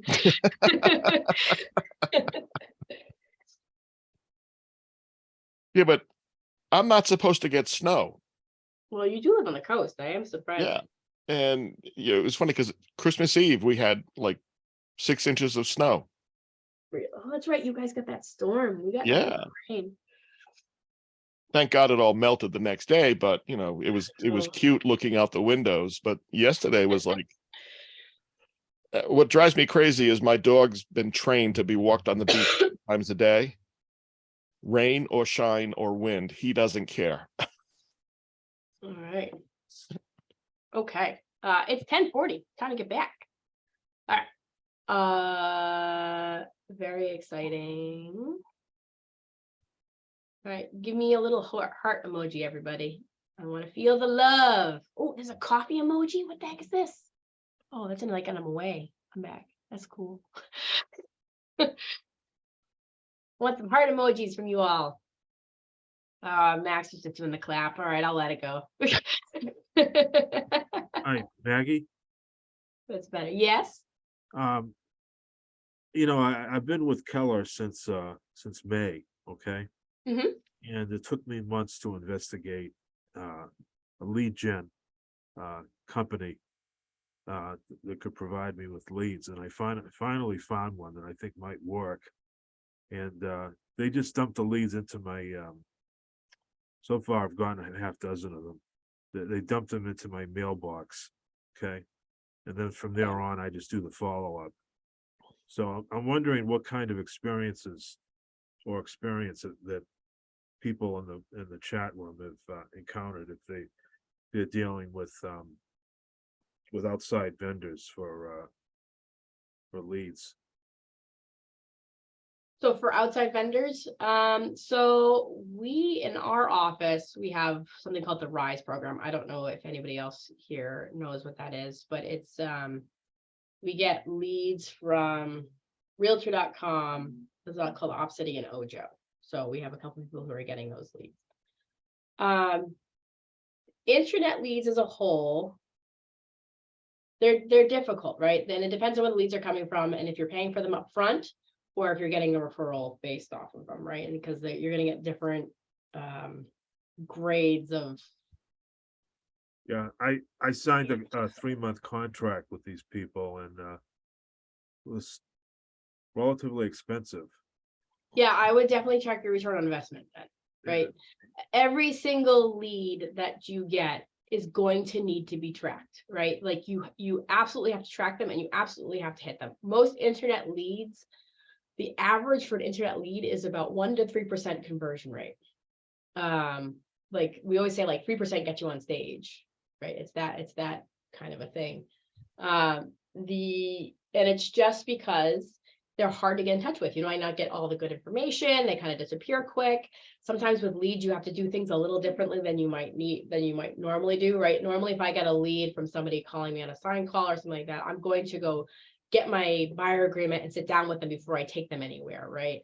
But for a lot of internet leads, you need to establish the relationship ahead of time. So you actually need to go on that first appointment with them, show your value, and then push them to an appointment, a consultation, right? For the buyer consultation, just to get the conversion, right? Into something more of that, because a lot of times they're calling off of, like, they see something, they want to see it, and they're going to go right to the next person. If you say, hey, let's meet first, right? So you actually have to kind of change the way you do things a little bit to convert. Yeah. So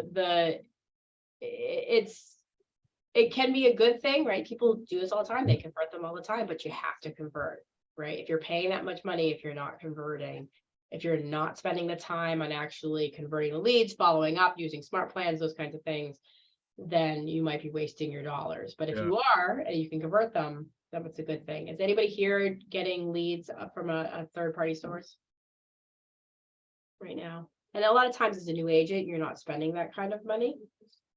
So I'd be surprised if a lot more people were doing it on here. I've been thinking about Opcity. Opcity, yeah. Opcity pays you, basically it's not an upfront cost, you pay them the referral fee. Right, at closing, which is the reason why I'm kind of about it. Yeah, right. And I'll tell you, you're gonna get crap leads right up front. You have to deal with the crap to, like, you have to like convert a few of the crap before they'll give you anything good. Yeah, that's what I've heard.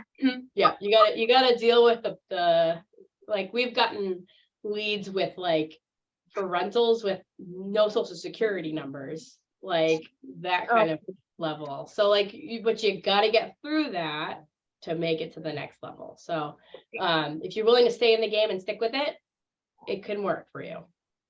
Cool. Thank you for the advice. Yeah, you're welcome. All right.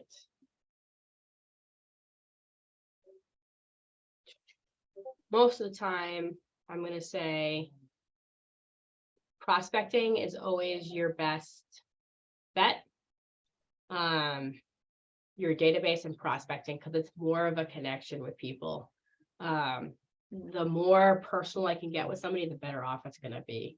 But it doesn't mean that you can't convert, because people do all the time. People make their living off of the leads that you're getting from like they get from Zillow or things like that. So it's all just about conversion and following up. All right. So let's talk about speaking of prospecting, we're going to talk about geographical farming and events and seminars right now. So we talked a little bit about this in the beginning, right? So a geographical farm, what is it? It's a collection of homes, basically a neighborhood, that an agent chooses to focus on their prospecting efforts, right? So it's something that we focus on an area location to really get our names really involved. So what are the things that you guys think that we can do with a farm that's going to get our name known?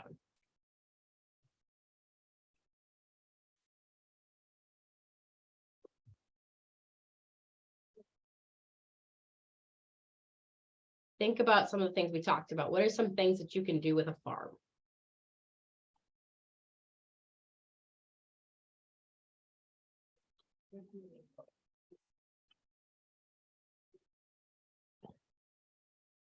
This is the participation part.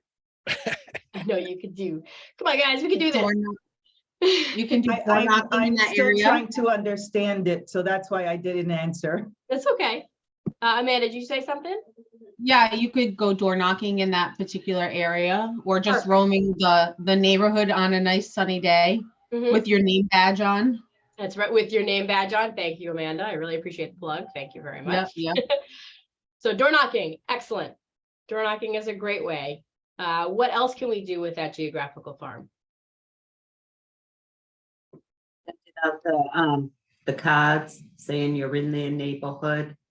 I was waiting Welcoming. for you, Karen, for you to say that. Yes, sending out the postcards because you're doing that. Absolutely. Yeah, I took about 4 streets in my neighborhood and sent them out. So hopefully I'll Yep. be walking the neighborhood soon. Great. And that's a perfect thing to follow up with, right? We need a little, Yeah. we can't just have one. We kind of have to do a bunch of things to really get ourselves Mhm. known up, right? So one of the things that you can do is you can build a newsletter for the neighborhood as well, right? Some people make very successful livings out of making one hell of a newsletter for sort of a geographical area that they live in.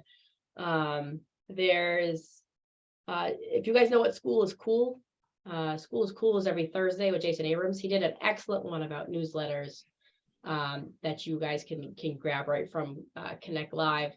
But they talked to an agent who made his business off of his newsletter, and the newsletter is very local and it talks about stuff that goes on in the neighborhood. They interview students at the high school. They talk about businesses in the area, and they deliver that to the geographical farm, right? So he's really building his name and his presence inside a farm. So if you can combine a bunch of things like door knocking, mailers, newsletters, right? Some little personal touches, some little marketing touches, right? The prospecting and marketing all sort of together, prospecting based, marketing enhanced.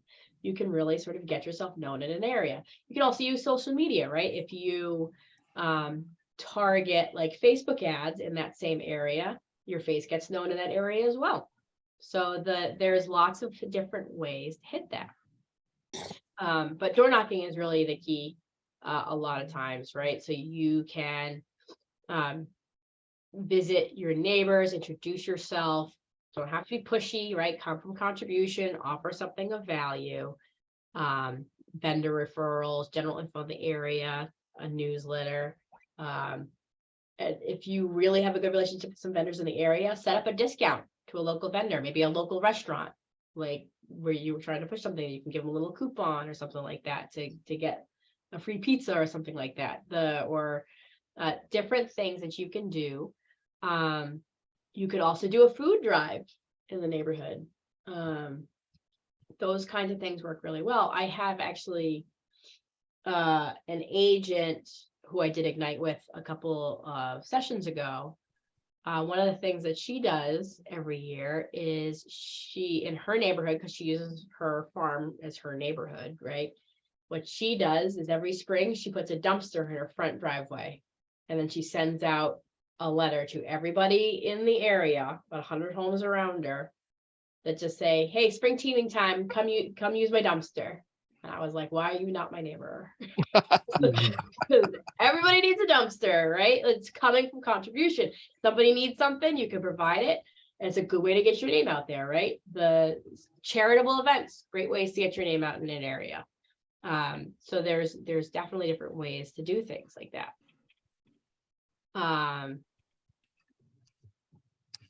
Anything else you guys can think of for things you can do for a geographical farm? The dollar store can be your best friend when you're doing geographical farming. Little Popeyes. Yep. The very first time I did farming, I got these jar openers, round little rubber discs, and I just handed them. People loved them. The first ones I just had generic ones that I handed out. I did it again about 3 months later, but I bought some that had my name and phone number printed on them. Because people, I'd be out walking my dog and people like, oh my God, I love that thing, but it wore out. Can I get another one? Pithy little gifts. One of our agents, in the fall, she'll buy sets of plastic measuring spoons and print up a little card with her favorite pie recipe and just walk around the neighborhood and hand those out, Cute. Yep. I think I just thought of a great little thing you could pass around with that little jar opener, right? Feeling stuck in this market? Help you get a grip on the market and then your neighborhood, and I can open it up for you. Oh my God, I got to write that one down. I never thought of it. That's why they pay me the big bucks, Steve. But it's the stupid little things that just work for people. Right. And if you're continuously hitting with different things on a consistent basis, do something different every month. You do the postcards 1 month, you do the newsletter 1 month, you do the door knocking 1 month, Popeyes another, like mix it up. You're gonna start getting known in the area. All right. But I want your friend's address with the dumpster. I'll take a ride by in the spring. She lives in the Concord area. I was like, oh man, it was so good. I was like, that is such a smart idea. I mean, everybody needs a dumpster in the spring. I need one for sure. All good times. All right. So let's talk a little bit about events, right? So events and seminars are a great way to get in front of people too, right? And especially in a certain area, if you're trying to get known, get your face out there, meet people, networking, Max, to get people and to really get that face-to-face connection. So can we think of some events that we can host that might be good for us? I have been thinking about doing 2 different events at the adult education program.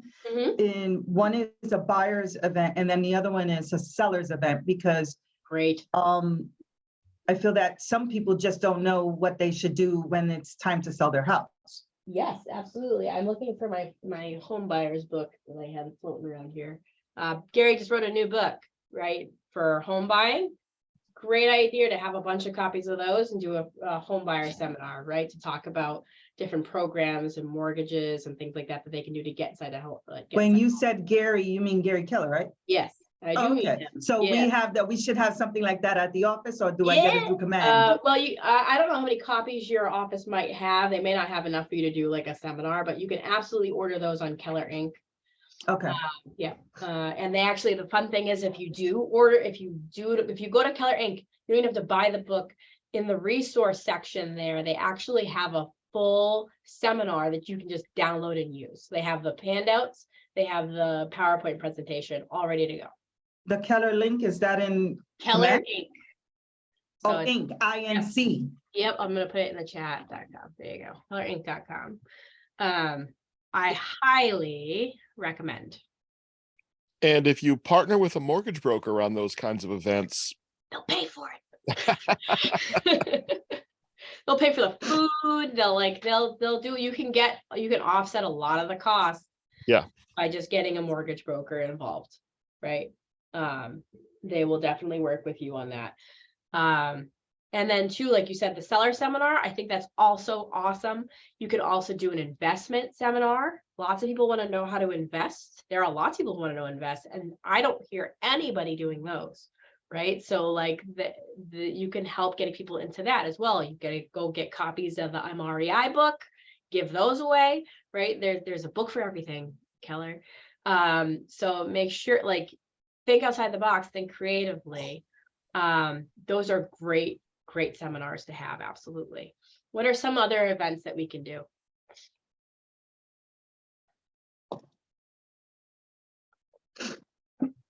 I mean, I know that this is really like separate, like when it comes to events and seminars, but I mean, like I did over the weekend is offer to host open houses for other realtors listings. You should always do that. Yes. Yeah, I know it's really falls under something else, but I don't know. That's all I could think of, really. So let me give you some other ideas. So you could do something like a neighborhood park cleanup, right?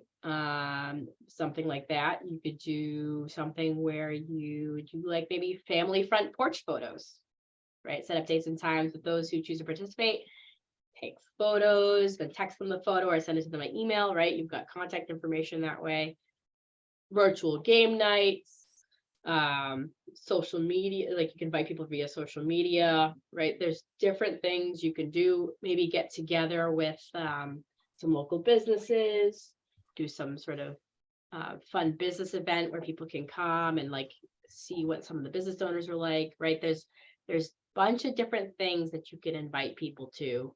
I had one person get somebody to like dress up as like Anna and Elsa, and they did like a little like event for the kiddos, something like that. So I mean, there's pumpkin carving, right? I mean, we're past the event thing, but like what's coming up now? Valentine's Day, make a Valentine's Day card for your class or your mom or whatever.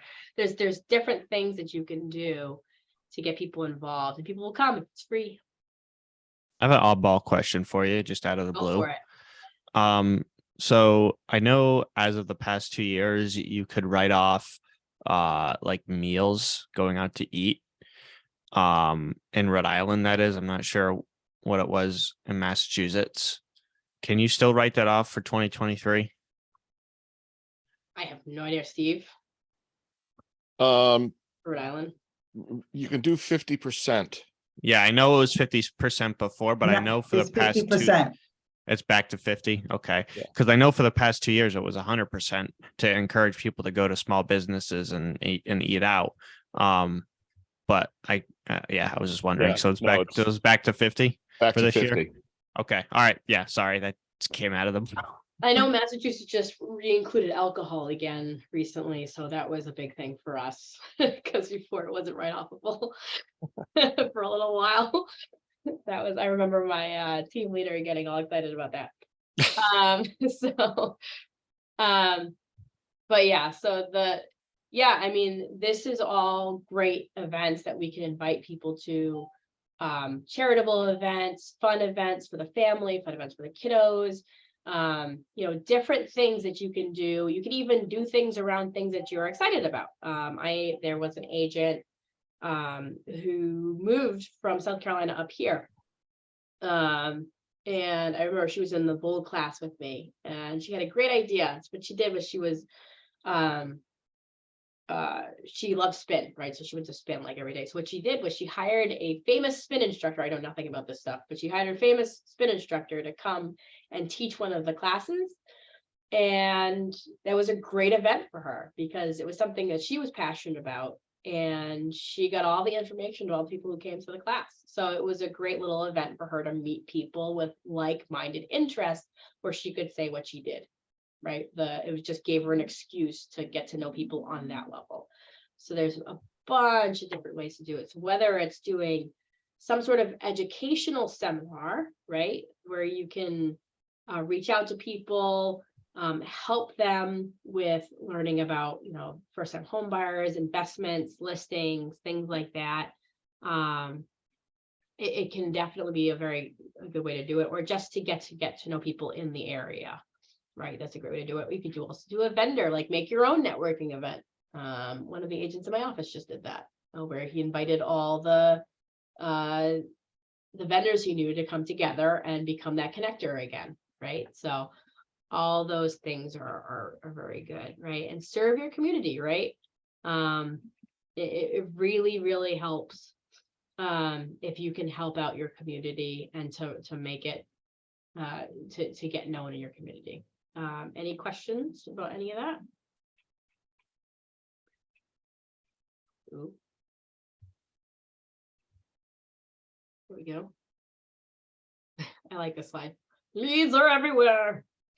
Right? This is why welcome to the world of tomorrow. This is why we say like to wear your name badge. The leads are everywhere, right? You got to just get talking to people. I always say, like, when I'm talking to new agents, right, we always start with who we know and then we kind of move on beyond that. One of the thing that people talk about that we forget about is the people you know but don't know, right?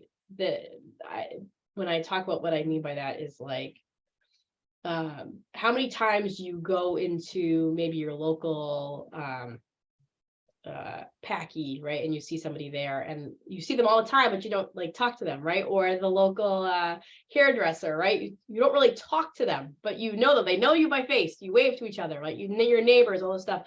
You get to know people, like actually have conversations with people, open it up. Your dentist, wherever you go there's opportunity, so make sure that you're opening up to that.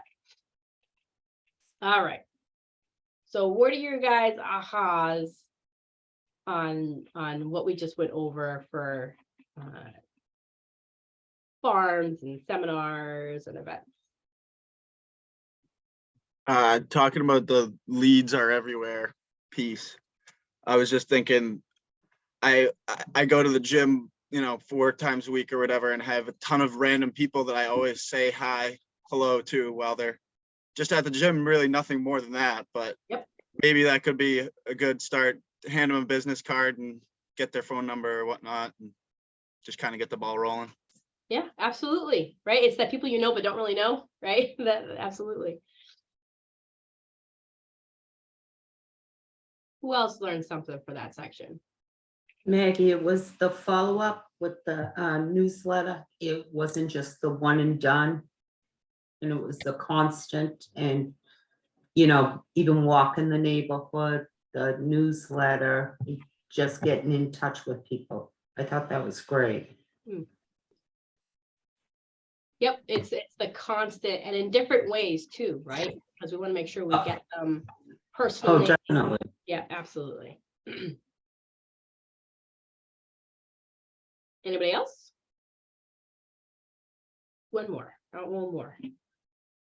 I would say always just thinking outside the box. Every opportunity is a great way to gather leads. So not only your traditional ways, but like you said, the neighborhood cleanup. And then I was just thinking like a free face painting for kids. Yeah. Something to just bring out the parents and get conversation started. Yep, absolutely. All it takes is one conversation, really, just to get to know somebody. All right.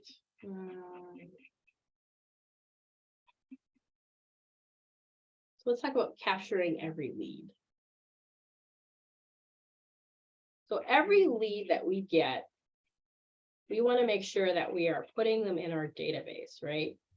Part of your daily success system is to add context to your database, right? And we're talking about adding to it, right? We started with our own, and we're going to continuously add to it. So they gotta make it into our database, and we got to make sure that we're adding it through whatever we're using. Obviously, we're saying, hey, command is a great way to do this, but we got to make sure that we add people to our database. For what reasons? Why do we want people in our database?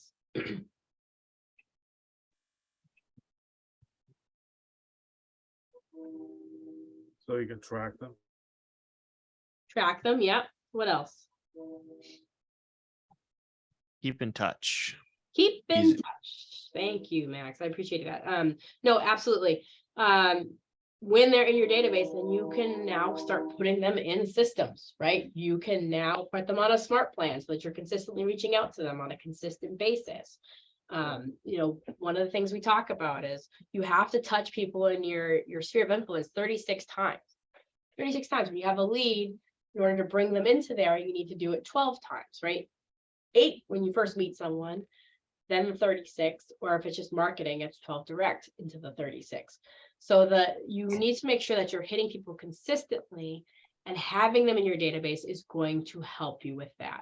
Otherwise, they're just sitting there in your head or on a spreadsheet or on a Post-it note somewhere stuck in the middle of your car seat that you're never going to see again underneath your foot or on those things. You got to make sure that you're consistently hitting them, and a database that is working for you is going to help you with that, which is why we want you putting your people in the system, right?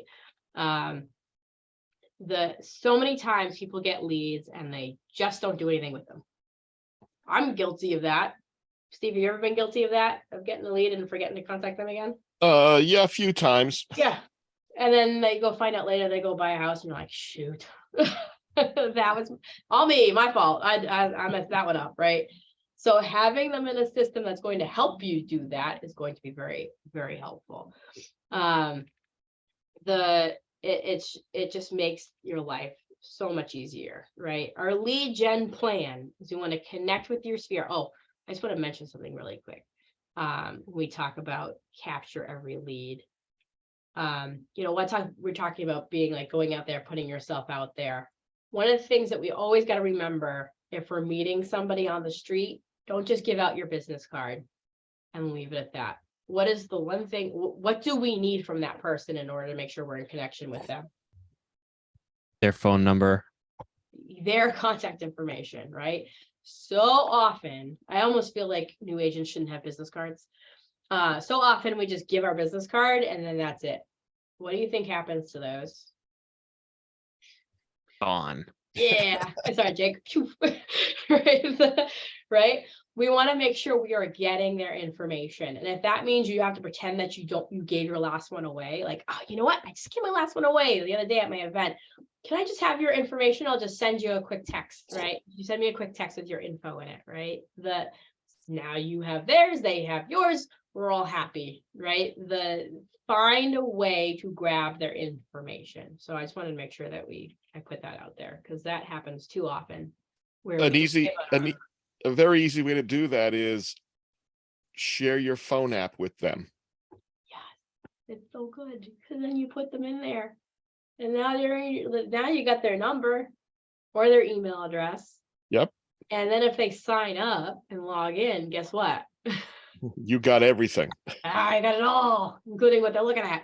So it's the power. It's lovely. So yes, the mobile app is a really great way to grab some info. So we want to connect with our sphere. We want to build and feed your database. We want to capture leads from open houses. We want to build community with social media. We want to execute a referral strategy.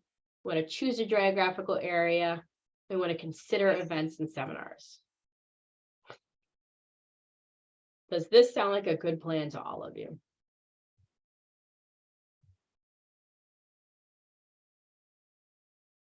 Yeah, no?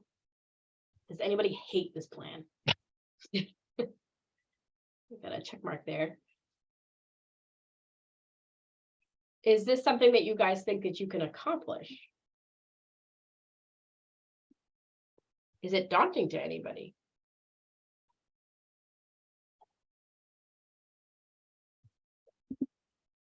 Very quiet. It is daunting. It is daunting. That's okay. So, I mean, it's a lot of stuff, right? There's a lot on this list. And if you are short on time, like I know some people here are like dual career or they have something else going on, right? Just pick a couple of these, right? Just at least pick a couple of these and focus on a couple of these, right? But just don't do nothing. Go ahead, Max. I just wanted to add something.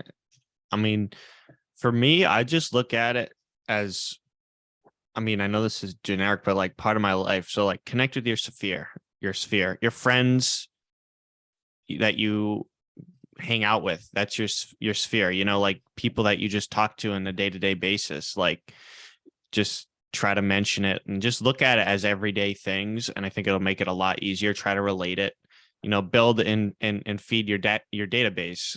You know, like I said, like if you go to a coffee shop every day and you see somebody, you know, just say hi. Like you just got to think of it as an everyday item, try to relate it that way. And I think it's much less daunting because if you just try to intertwine it with your everyday tasks, I think that it'll make it a lot easier and achievable for people instead of looking at it as an add-on to what you do in your daily routine, if you follow what I'm saying. That's a great way to look at it. Absolutely. Right. And I mean, just like I said, just being open to the opportunities, right? Just keep your eyes and your ears open and a lot of the stuff will fall into it. Right.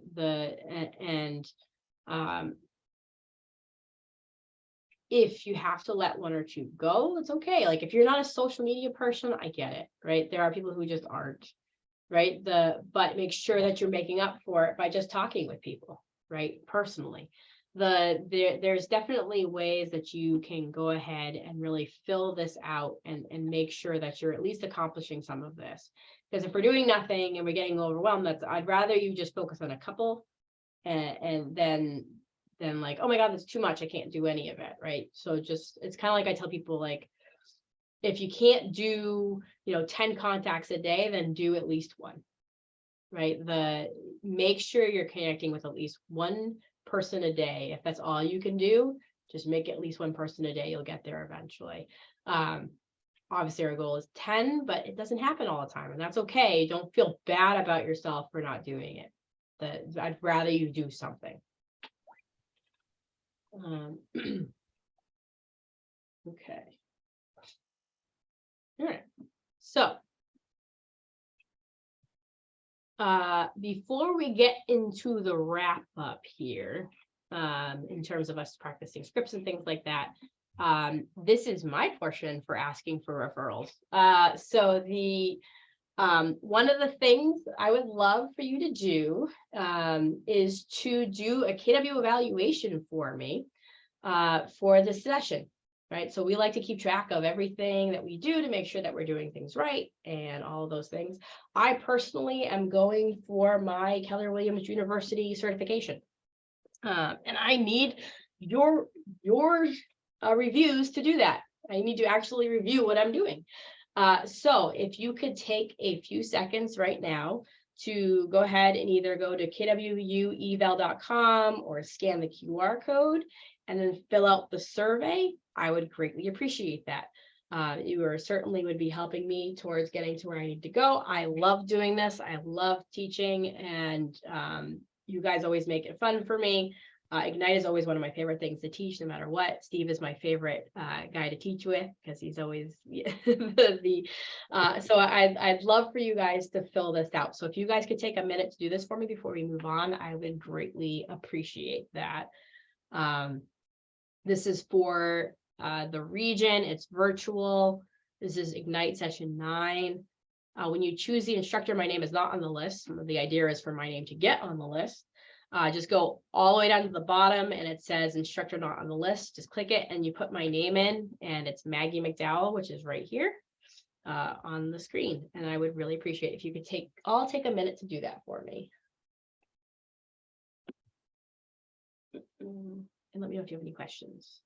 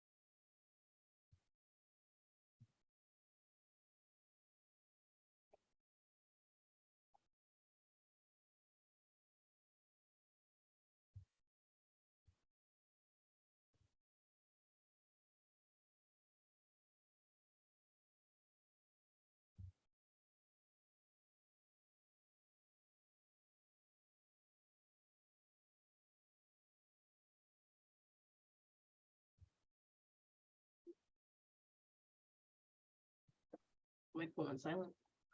Yeah. You're gonna, the office phone's. Maggie, I can only see New England, KW New England for your name. What's your last name again? So the region is New England, right? I got that part. I just need the name. Oh, Maggie McDowell. Thank you. Yeah. How do we put it in?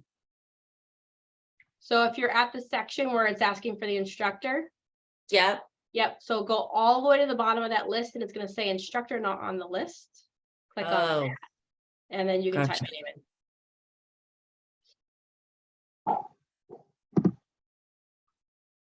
We'll do this for one more minute and then we'll go into script practice.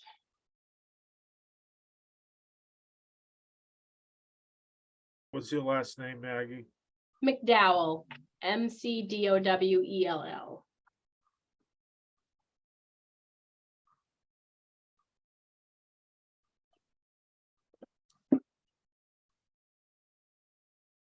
And I definitely appreciate it. It helps me.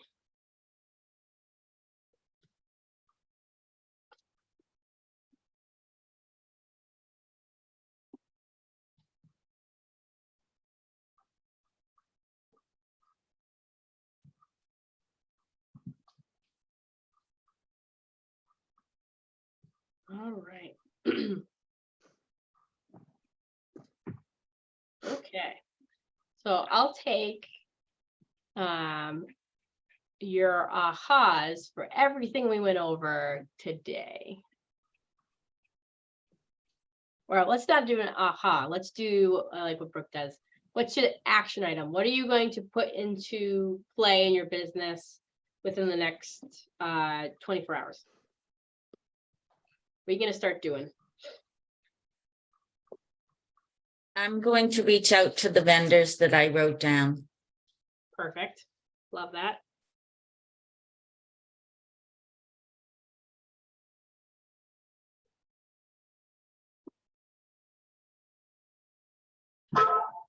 What else?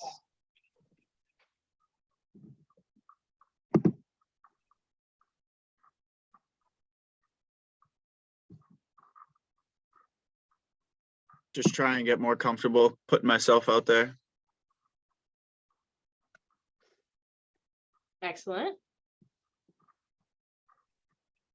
And sometimes it might take some script practice for you. If you don't have a script partner already, I would definitely recommend. There's plenty of people here, maybe someone when we break out for script practice.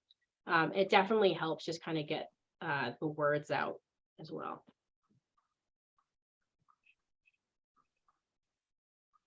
What else are we going to enact?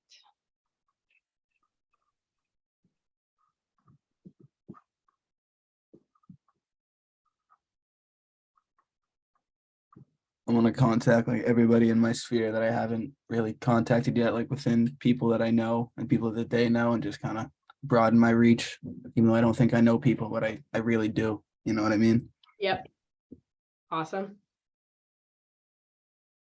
And give it, Candy, give it a, we say, make it measurable for yourself too, right? Say I'm going to contact this many people per day, right? Measurability makes things a lot easier instead of just putting a thing like I'm saying, I'm going to do like 3 people a day or 5 people or maybe per week. And make it measurable for yourself so you can watch yourself and track it for yourself. Yeah, it definitely has been helping me with the time blocking. I haven't been doing it specifically for that, but like time blocking things in general, doing certain amount of things at a time definitely has been helping me. Yep, time blocking is the bee's knees, let me tell you. It definitely helps. Yes, it is. All right, one more.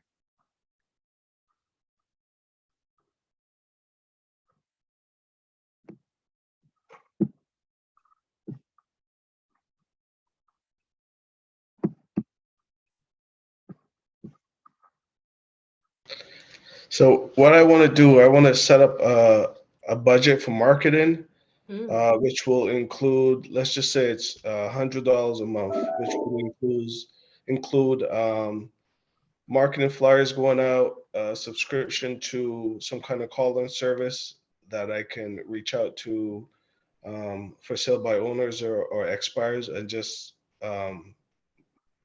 farming, and then just other things that can go into that budget if there's extra money. So just setting that out. Awesome. Excellent. Love it. Yep. And if you didn't shout out, like write it down, right? Put it in the stone for yourself. Make a commitment to yourself to enact something that we talked about today. Don't make a goal, make a commitment. You may know what the difference between the two is.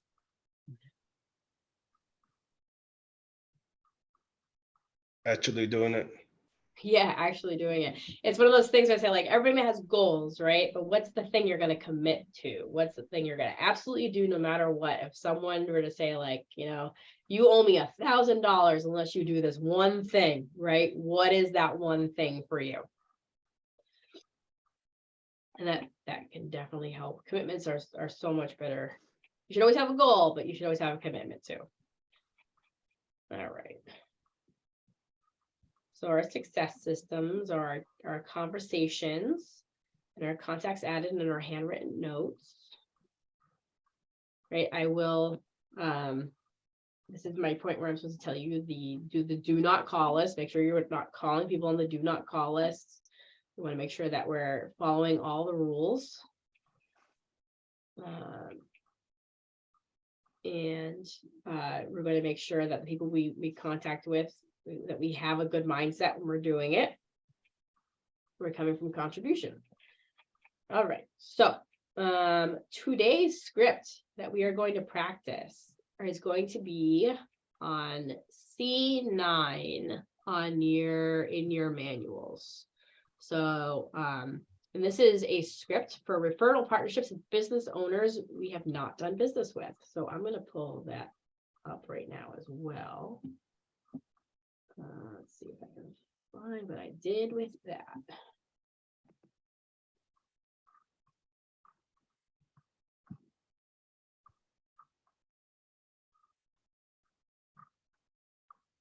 All right, hold on one second. Stop my share here.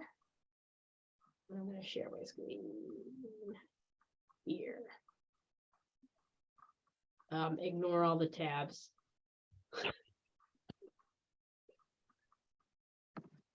Seriously, do you ever close any of them? Sometimes.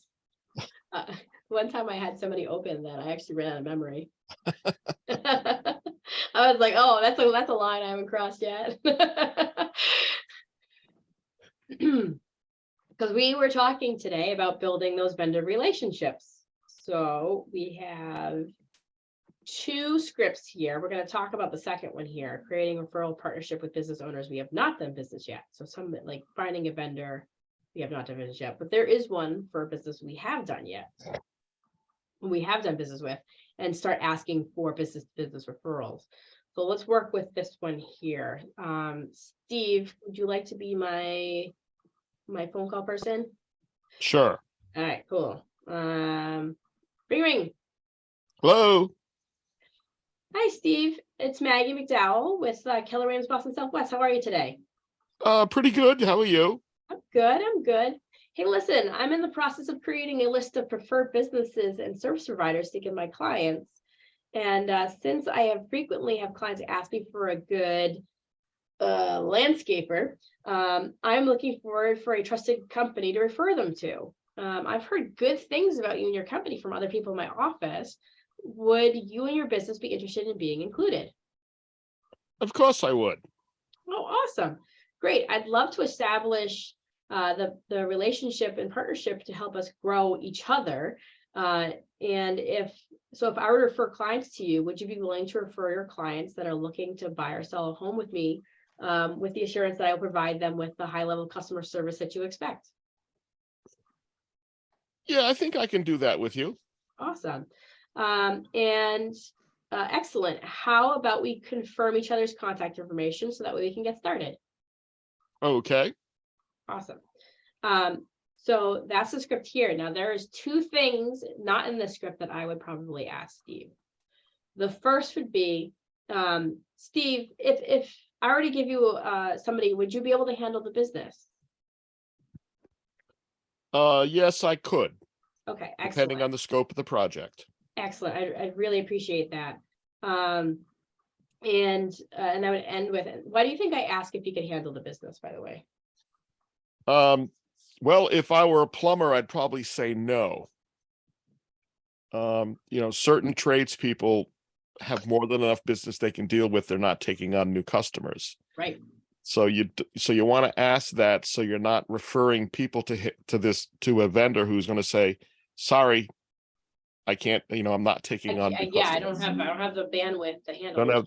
Don't have the Yeah. facilities to do it. It's always a good addition to the script to add, hey, add that in, because, and most of them will be straight up and honest with you. They're like, you know what, I don't have the bandwidth, I'm not taking any more clients. And some and which is absolutely fine. And I would respect them for that, to be honest. Because it really, you don't want to give somebody something, someone's in a desperate need for a plumber and then you give them a name and that's like, nah, I can't help you. Right. It's not going to look good on you. And the last thing I'll say here too is I would probably finish with, Steve, this is great. I'm so excited. Would it be okay if I drop by your office to come meet you next week sometime? Well, that's going to be a little problem because I'm a landscaper. I don't have an office. How about we meet for coffee?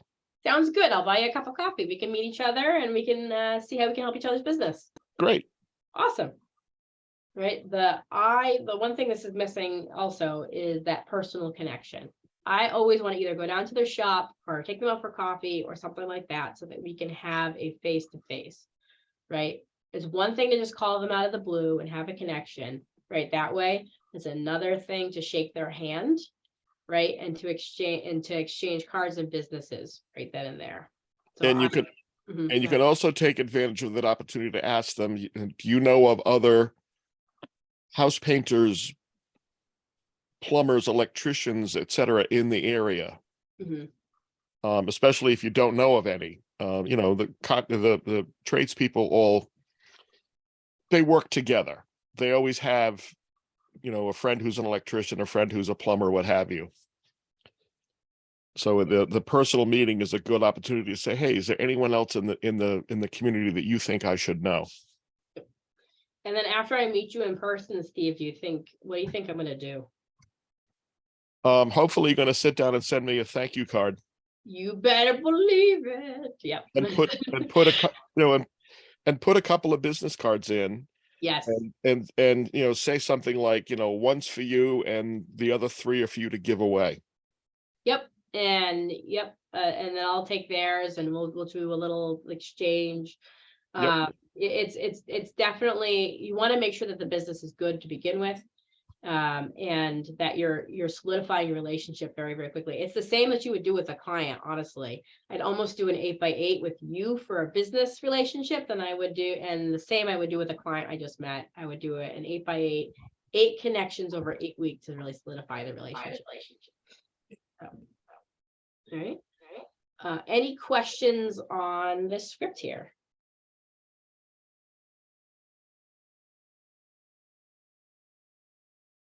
All right, so I'm going to break you guys up.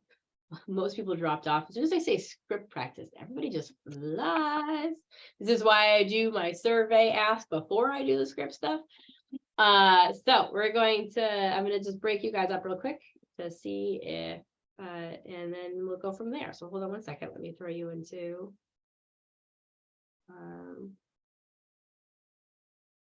Stop my screen and share. Breakout rooms. Set automatically. All right, and I'll give you guys a couple of minutes to practice with each other this particular script. Peggy, I have to leave. I'm sorry. That's okay. You and I can practice later.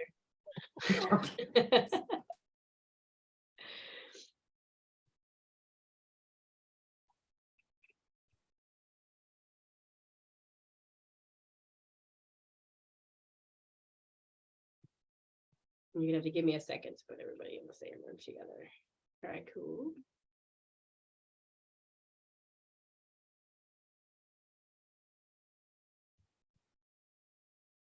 Move to room 1.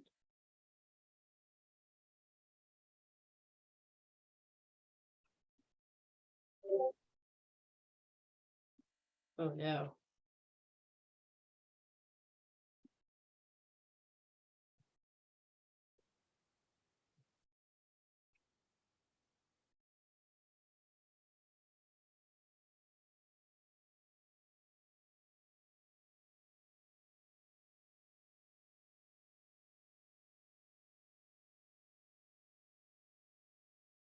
Where'd Steve go?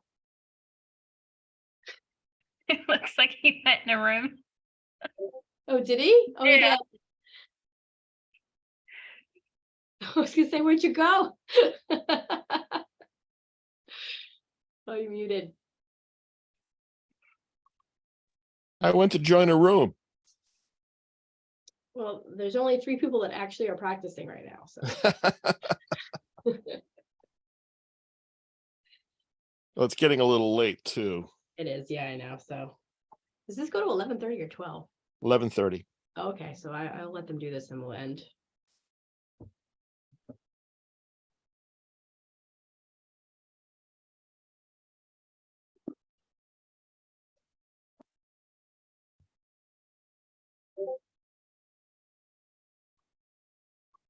Like that all our Discord messages are just blowing up. Yeah, that's my Discord is like hanging out of belief right now. I don't know what's going on. I'm afraid to open it. I haven't opened it yet. I know.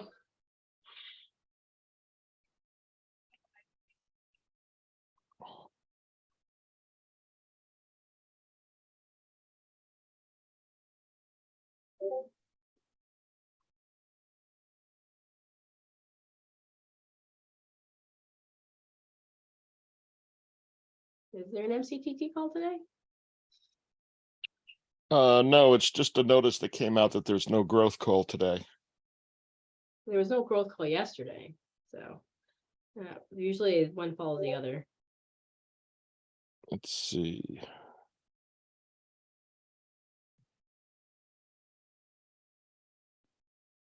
Okay, we're getting confusing messages here because Brooke sent out a post saying today is not Monday, today is Tuesday. That means MCTT call at noon. And Chris Orsini comes in and says there was no growth call.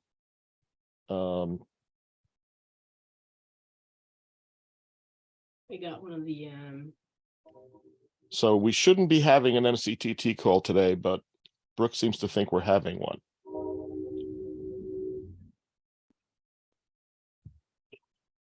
I am not seeing it, my weekly email about going to one today, so. All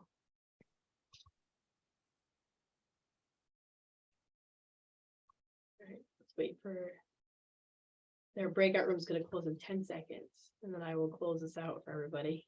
Thank you for hanging in. I know I'm a little over 4 minutes. This meeting is being recorded. Yes, you are being recorded. All right, quickly, because I know I'm holding you guys over a couple of minutes, but what do you think about that script? Oops. What was that? Oops. Oops. Oops. Oops, what?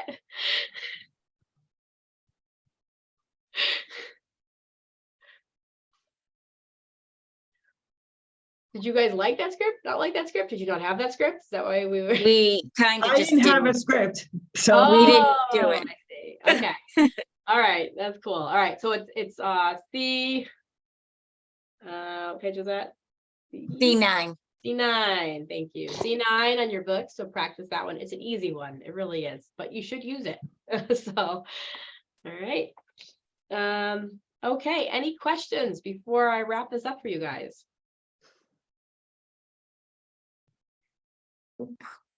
Neat.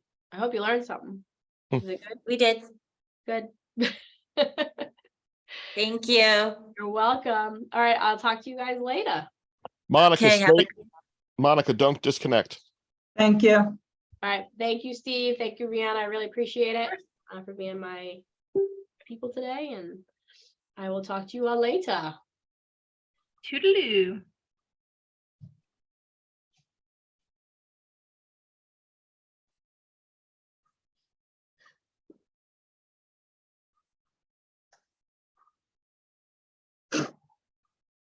So apparently Melanie and Barbara just left their computers on and they're not paying attention. I see. Okay, do you know how to share a screen?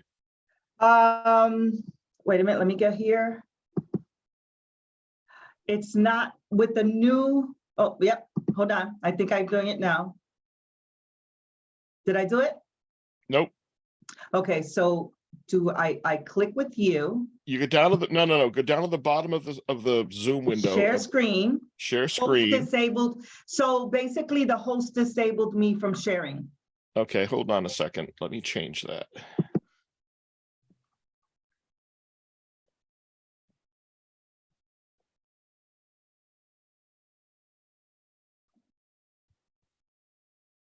All right, try it now. Did I do it? Nope. It's not letting you share. No, let me see. Share sound, Nope. optimize video share, and that's not letting me, okay, select a window or application you want to share. Yeah, so do you have a command window open? Yeah, I do. Oh, Okay, I click on the command window. Excuse excuse me. Okay, I think I got it. Okay, yes. All right, so here we have your contacts. Go over to the side panel and click on the shaking hands to open up the opportunities window. Okay, is this a listing or a buyer? He's a buyer. All right, so I know that I'm supposed to go to all opportunities to look at the list. well, you could have pulled it off the other list too.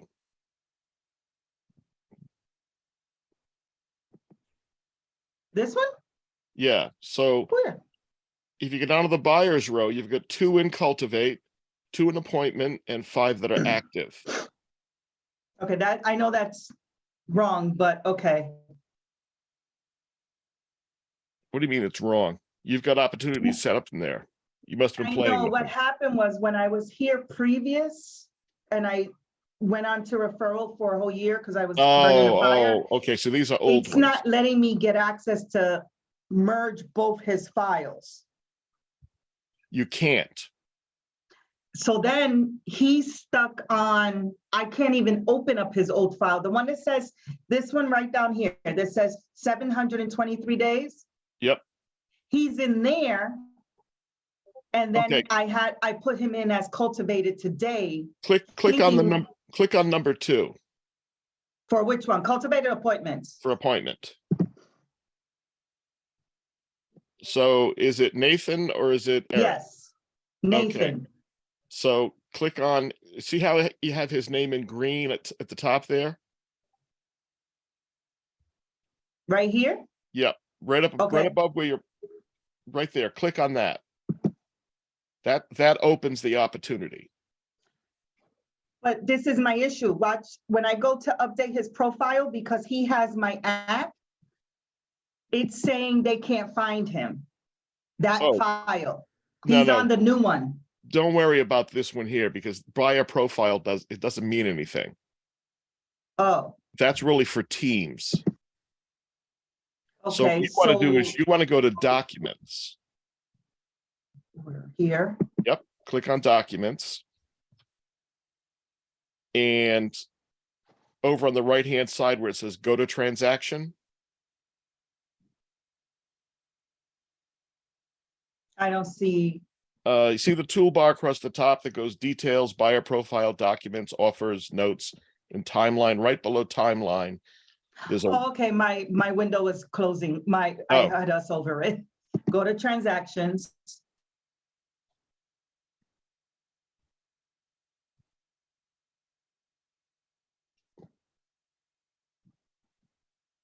DocuSign. Yep.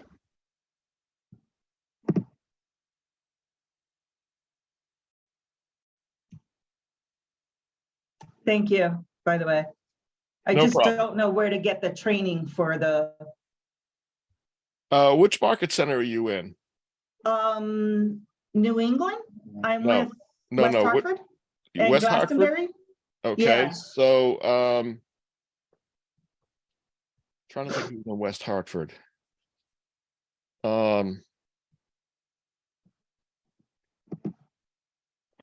I'm not sure who the market center technical trainer is, but if you do you know Fred Moore? Fred Morse?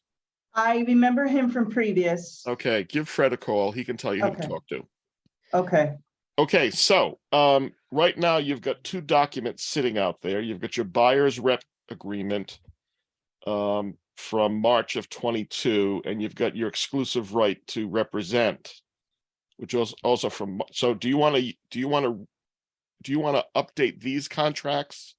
I would say so because these are the ones that I sent him out in March 22. Okay, so click on the first one, exclusive right to rep. Yep, I did. And open it up. To double click on it to open it. Oh, okay.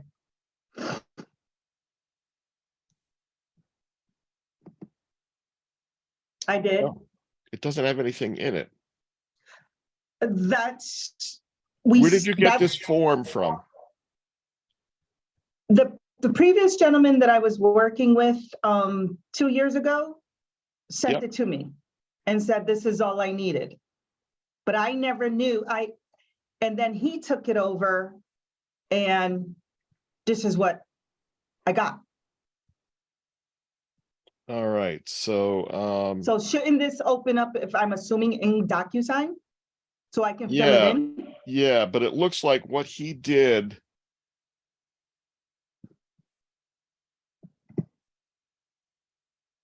He sent you an uncoded form. Right. So It says sample, yeah, hit the X in the white bar. the big X. Yep, that one right there. Okay. And Add? no, click on actions. Actually, sorry, no. In the little toolbar that has the little icons in it, click on the wastebasket. Let's delete this icon. Delete this and hit the delete button. Should I delete the other one too? Yeah. Delete that one Okay, let's too. open it first. Maybe, nope, it says not available. So yeah, Yeah. I don't know what he sent me then. Yeah, so hit that X in the white bar. Yep. Okay, and then we're And- gonna delete this. Oh, Yep, hit the trash we're can. gonna- Okay, Okay, now click on the add button. And let's go to DocuSign Forms. Oh, you're not hooked up yet. So click on the Realtor button. And do you know your NERDS number? oh. Oh my God, oh my God. Where's my business card?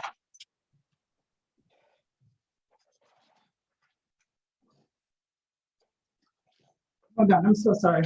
That's okay.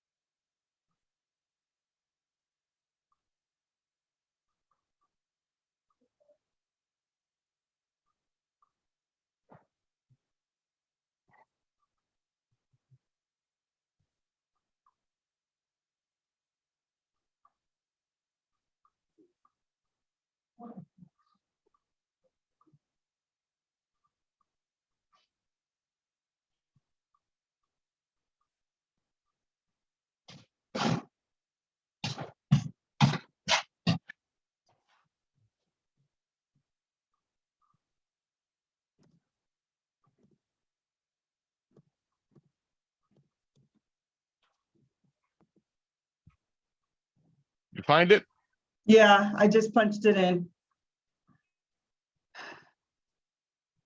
My NARD ID. Okay. And then go down and put in your last name.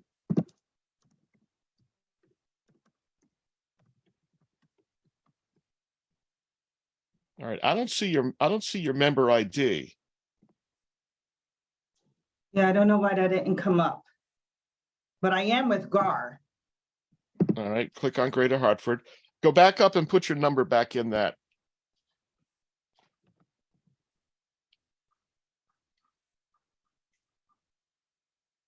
Do it this way.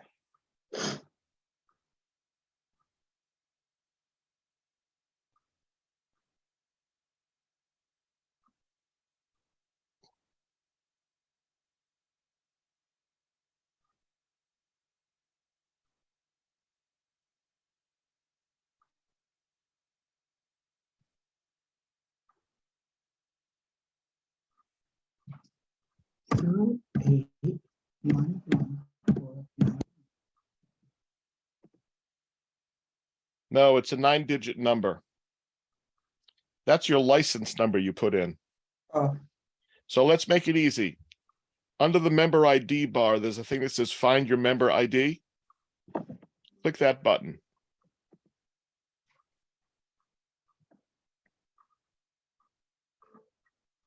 And check off the enter the last name and email.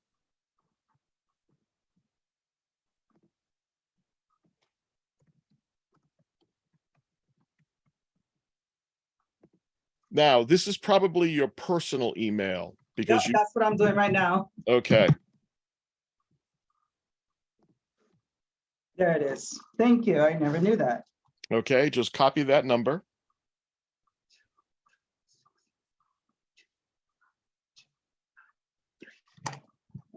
Here.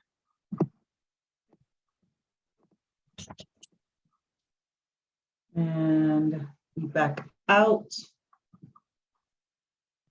If I back you out, will I close us? No.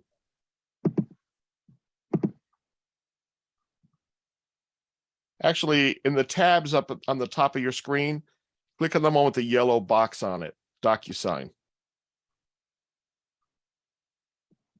It's just to the left of this particular tab. Now I see it. All right, and then yeah, just paste your number in there. Validate. It's saying it's not validated. X out of those two buttons.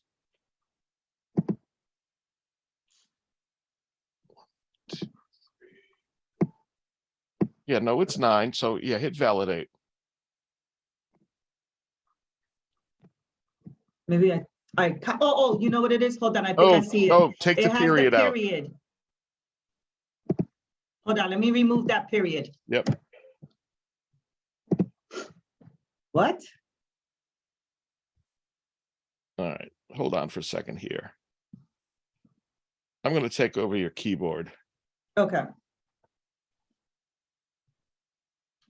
Let me approve you. Yeah, you got to approve it.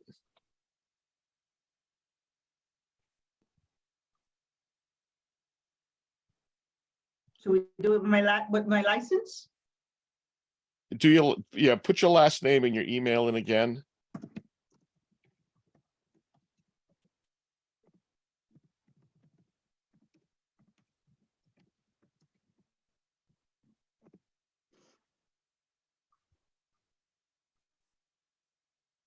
Six, 5, 2.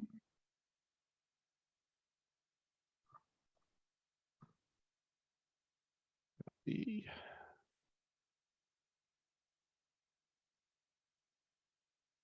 looks like the same.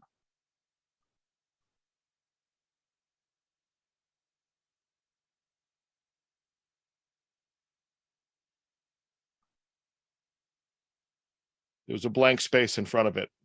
Ah, okay. Okay, so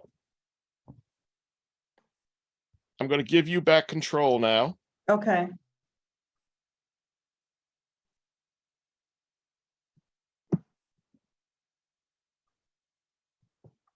So so you need to find the documents that you're looking for. So you've got some Okay. groups set up here. Is this going to be, this is a buyer that you're dealing with? Yes. All right, So so these let's are go to buyer documents Buyer here. documents, yep.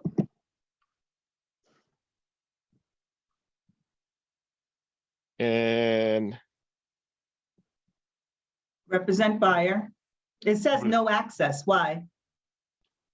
Exclusive right to represent buyer. Here we are. yeah, And then we need the, it was one other one.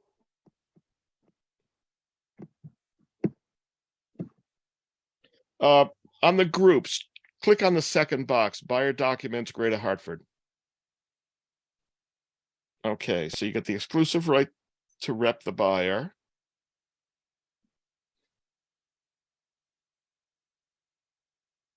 And you're looking for oh, whack me in the head. It's right in front of me. It Go is. down and click on listing documents, Greater Hartford. No, above that. Right there. And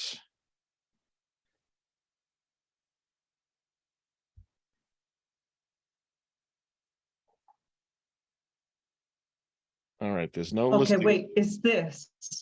Wait, I just remembered in my head. So it's exclusive right to represent buyer. Yep. And then the real estate purchase, no, because you No, don't do that's the for a buyer. contract yet.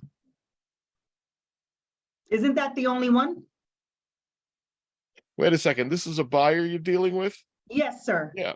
You don't need that contract. Well, check that real estate purchase contract. We don't fill that out yet because we don't know what they're buying. Right. Sorry, But I'm it just still having should be put into his file. a little Alzheimer's moment here. Now click It's okay. I click, appreciate this. click the add selected button. Okay, now. Yep.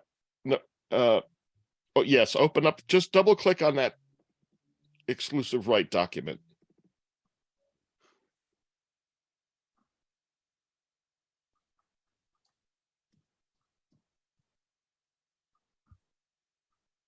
Ah, this looks much better. Yes. So this is, but this was, yeah, I have to figure out how to delete him because the new one that I did has him and his wife on it. So you want his wife on it too? Yeah, the new, can I show you where that is? Well, I'll show you how you can add the wife in. So just X out of this this page. And see below the little house, it says details. Click on that. Okay, but that's what I'm trying to tell you. I don't have access to this anymore. I have a new file that I made today. Well, click on the details page. Okay. So over here on the, hit the edit button at the in the upper right hand area. The blue one. Okay, so this is what reads your command database, and this also drives all the contracts. So on the right hand side here, it's got the seller information, then it has the buyer information. So scroll down. Keep going. Keep going. You got a ways to go. All right, so Okay, we can't use that. This has my old email address. That's why I don't have access to his full file. This one. okay. I was told don't use anything from my previous account because what Keller Williams, when I came back, they didn't give me my same email address. Oh, they changed your email And address. that is why I lost all of my contacts. All right, so So I would have to, I was trying to figure out how to close him out. okay, so This one, so cancel. I can work on a new one. So hit the cancel button here, Where? lower right hand corner.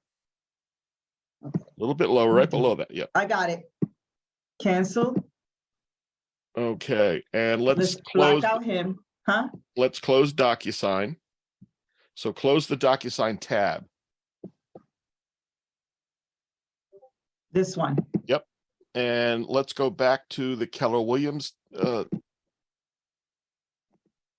Yeah, this one here. So, This is the old file. all right, so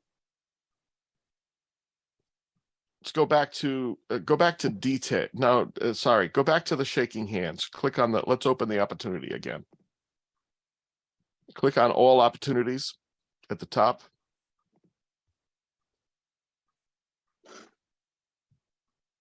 All right, so let's go find.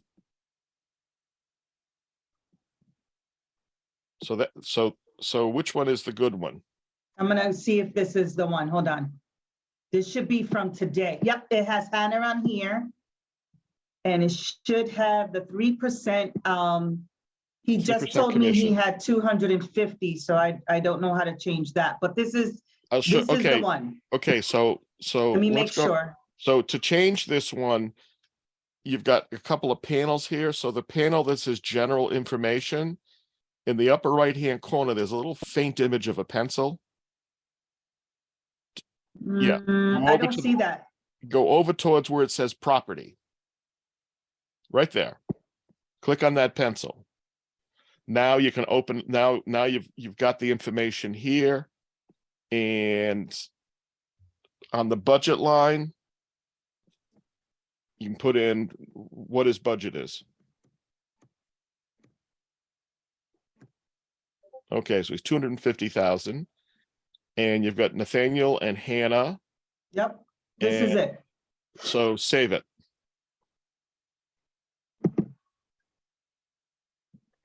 Okay, so this is where you told me. Now,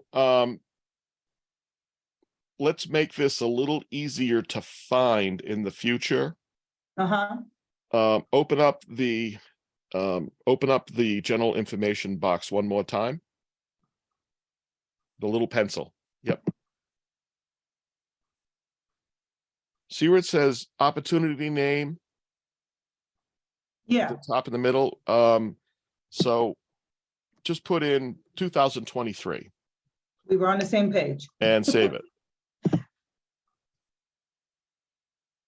Okay, so now you're going to want to go to, yes, documents. You want to start a transaction Okay, start a transaction, in DocuSign. DocuSign.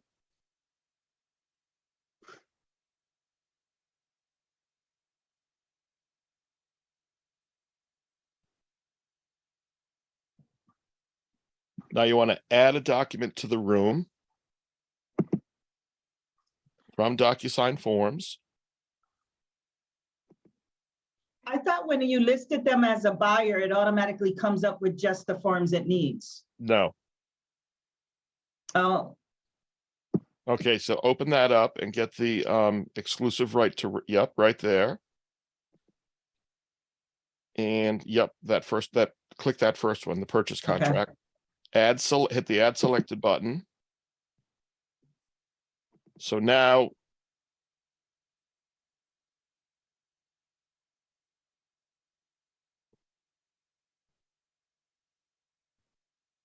there you go. okay. So now you need to put in the particulars for this deal here. Right. So I'll put in for the first of this. yeah, put the start and the close of the I always put them in for 6 months. Right.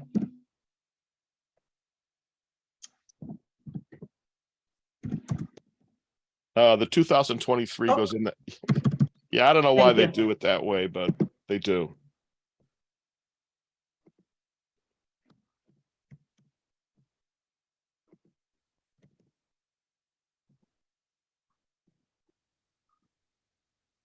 And scroll down. All right, so The your fee, service this fee, is non-applicable, right?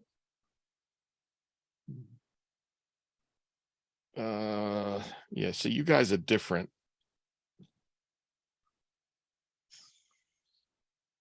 No, you're doing a 3% commission.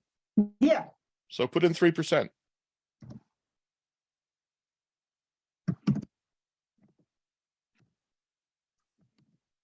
Okay, and we don't need to fill that next box in. We're introduced the property terms of contract.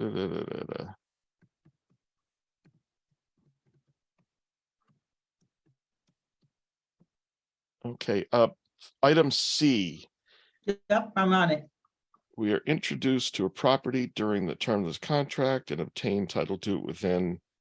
Okay, so what statement C is saying is that if you show him a property and then the contract expires, and within a certain amount of days, if he buys that house, he owes you a commission. So I put 180 in there. Okay. Yeah, 6 months.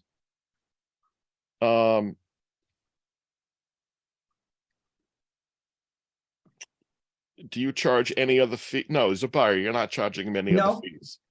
So just So this NA, is, yeah, this one was NA. NA. Yeah, I'd love to charge someone an hourly rate. I'd make more than 3%. You know what? For this gentleman that's trying to take this contract, I did showings for him. I'm not lying to you, 33 houses. And he only paid me $150. Okay, so scroll down a little more. All right. Yep, it has my new, this one has my new email. Okay, good. So check off the little box that says email. And This so would now, be the buyers and their address.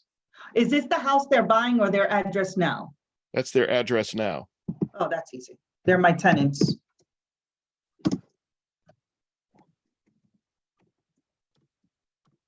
I'm not.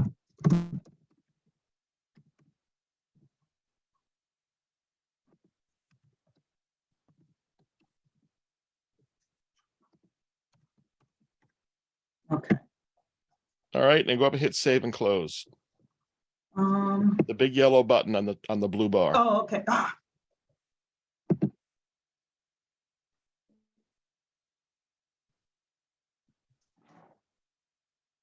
A number. 0. Oh, yeah. Yep.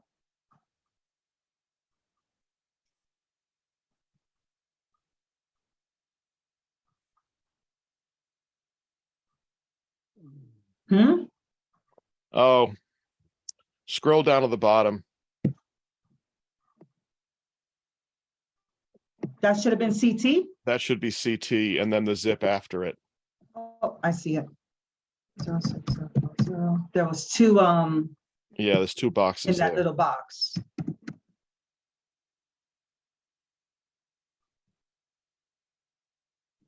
Now hit save and, yep.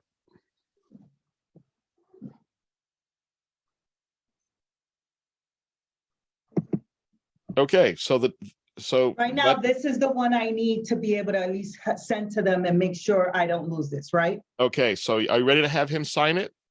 Yeah, Check I the little wanted to box. send it to them. Check the box in the upper corner there.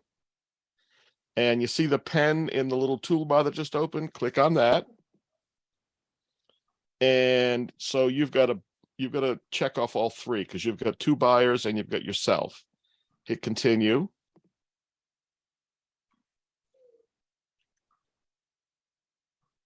See what it does, what DocuSign does now is it reads the contract and says, aha, I see these spaces here. And It'll put those as for where the initials go.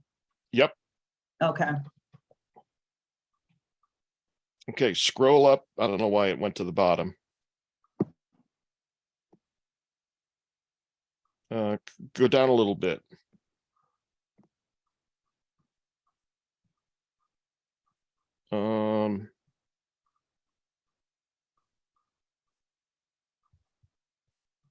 You don't need Scroll back. witnesses for the Your signers. window is splitting for some reason. Yeah, I don't know.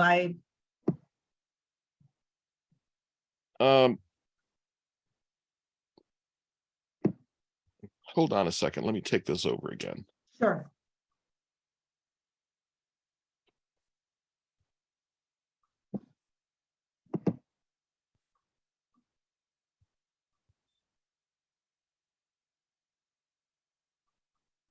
There we go. That's what I wanted to see. So Nathaniel's going to get this first. Can we do it that everybody gets it at the same time? Oh, where's Yeah. Hannah's email? Shucks, hold on. That means I don't have her email in command if it didn't bring it over, but I have it. And it has the wrong email for you, or is that the right one? Nope, that's the right one. Oh, okay.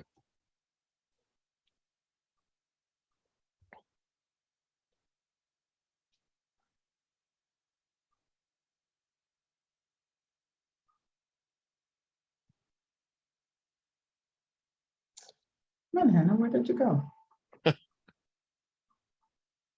Just. Oh, yeah.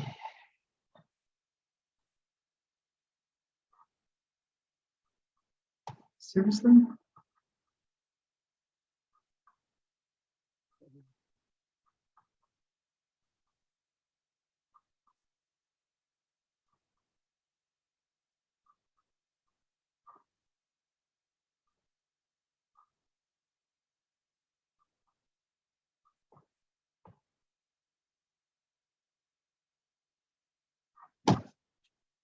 Man. Why isn't it coming over? It probably isn't in. Command. Yeah. Oh.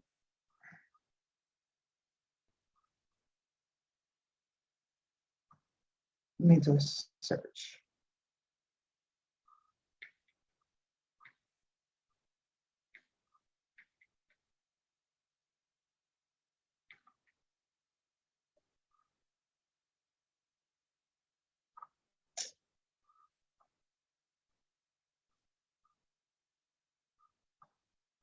All right, I'll do him for now. That way, at least I don't want to take up your time since I can't find this.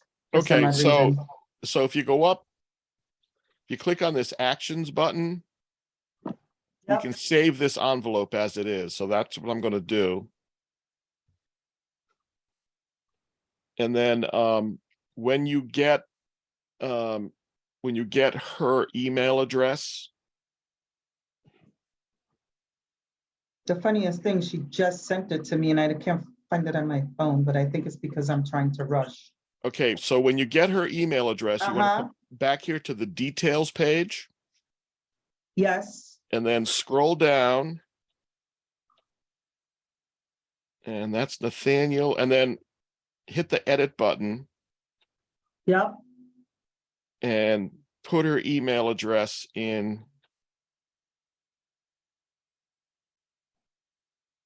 Oh, that's Nathaniel, sorry. Here we go. Put her email address in right here, mm-hmm, and it will automatically put and it will then you're gonna have to go and check and make sure it's in the contract before you send it. yep, But then all future contracts will automatically put her email address in it. okay. Yes, thank you. All right. Any issues, shoot me a text or give me a call. I appreciate it. Thank you. Did you save my phone number? No, I didn't actually.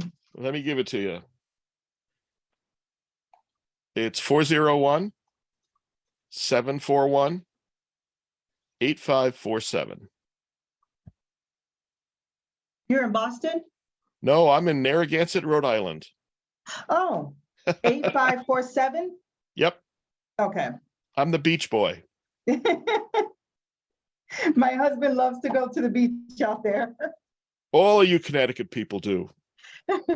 I don't sell houses to Rhode Islanders anymore. They're either from Connecticut or New York. And New York is literally, I just hosted an event for, have you ever heard of NACA? No. Okay, NACA is a mortgage. I bought my house through NACA. And it's a mortgage that does not go by your credit score, does not go by, you don't pay closing fees, you don't pay down payment, you don't pay attorney fees, and you don't pay PMI. They strictly go, you don't even need a good credit score. They strictly go based upon what you're paying, your ability to pay your bills on time and Yep. what you're paying for rent right now. Oh, It's an awesome program. Yeah. And I found out about it because a client previously came in with it. My husband and I were doing first-time home buyer. At the time, my partner and I, he said, Monica, hold off on first-time home buyer as they have PMI. And so we tried it, we did it, and it's awesome. It's called Yeah. NACA. And their mortgage is through Bank of America. Okay. But you can't just walk into Bank of America and say, I want NACA. You have to go through NACA. Yeah, yeah. Oh, that's pretty good. But that's a nice way to get your buyers. Yeah. All right. Well, listen, I gotta run. Yes, thank you so much. I appreciate it. And hopefully your listing appointment last week went well for you. That's the one I'm trying to push for. It did. Her husband wants to hold off. Oh, no, no, no. Tell him to get off his butt and sell the place. Yeah. Time to move. I did everything we needed to do. She was like, I want to do this. He said, well, Okay. I need to hold off. Did you So- ask him why they want to sell? She wants to sell because she wants a bigger house. They bought a house, their basement, literally, you can see the rock formations in it. Yep. So she wants to get out of that. Well, just keep, you want that bigger home. You need that bigger home. And the basement for when all your 5 children grow up and have grandchildren. Yep. That's what No, I've no, been no, pushing no, no, for. no, no, no, no, no, no, no. That's when you move to the 1-bedroom house. So they can't. Not in their so they- family. So they can't move back in. True. I will But never. not in their family. I grew up in a big old house in Providence, and I'll never forget the day I called my dad and said, now I know why you sold the big house. Because both of my boys decided we're moving back home and living off of you. Yeah. Yeah. But you take care. Thank you so much. All right, you take care too. Bye. Bye-bye.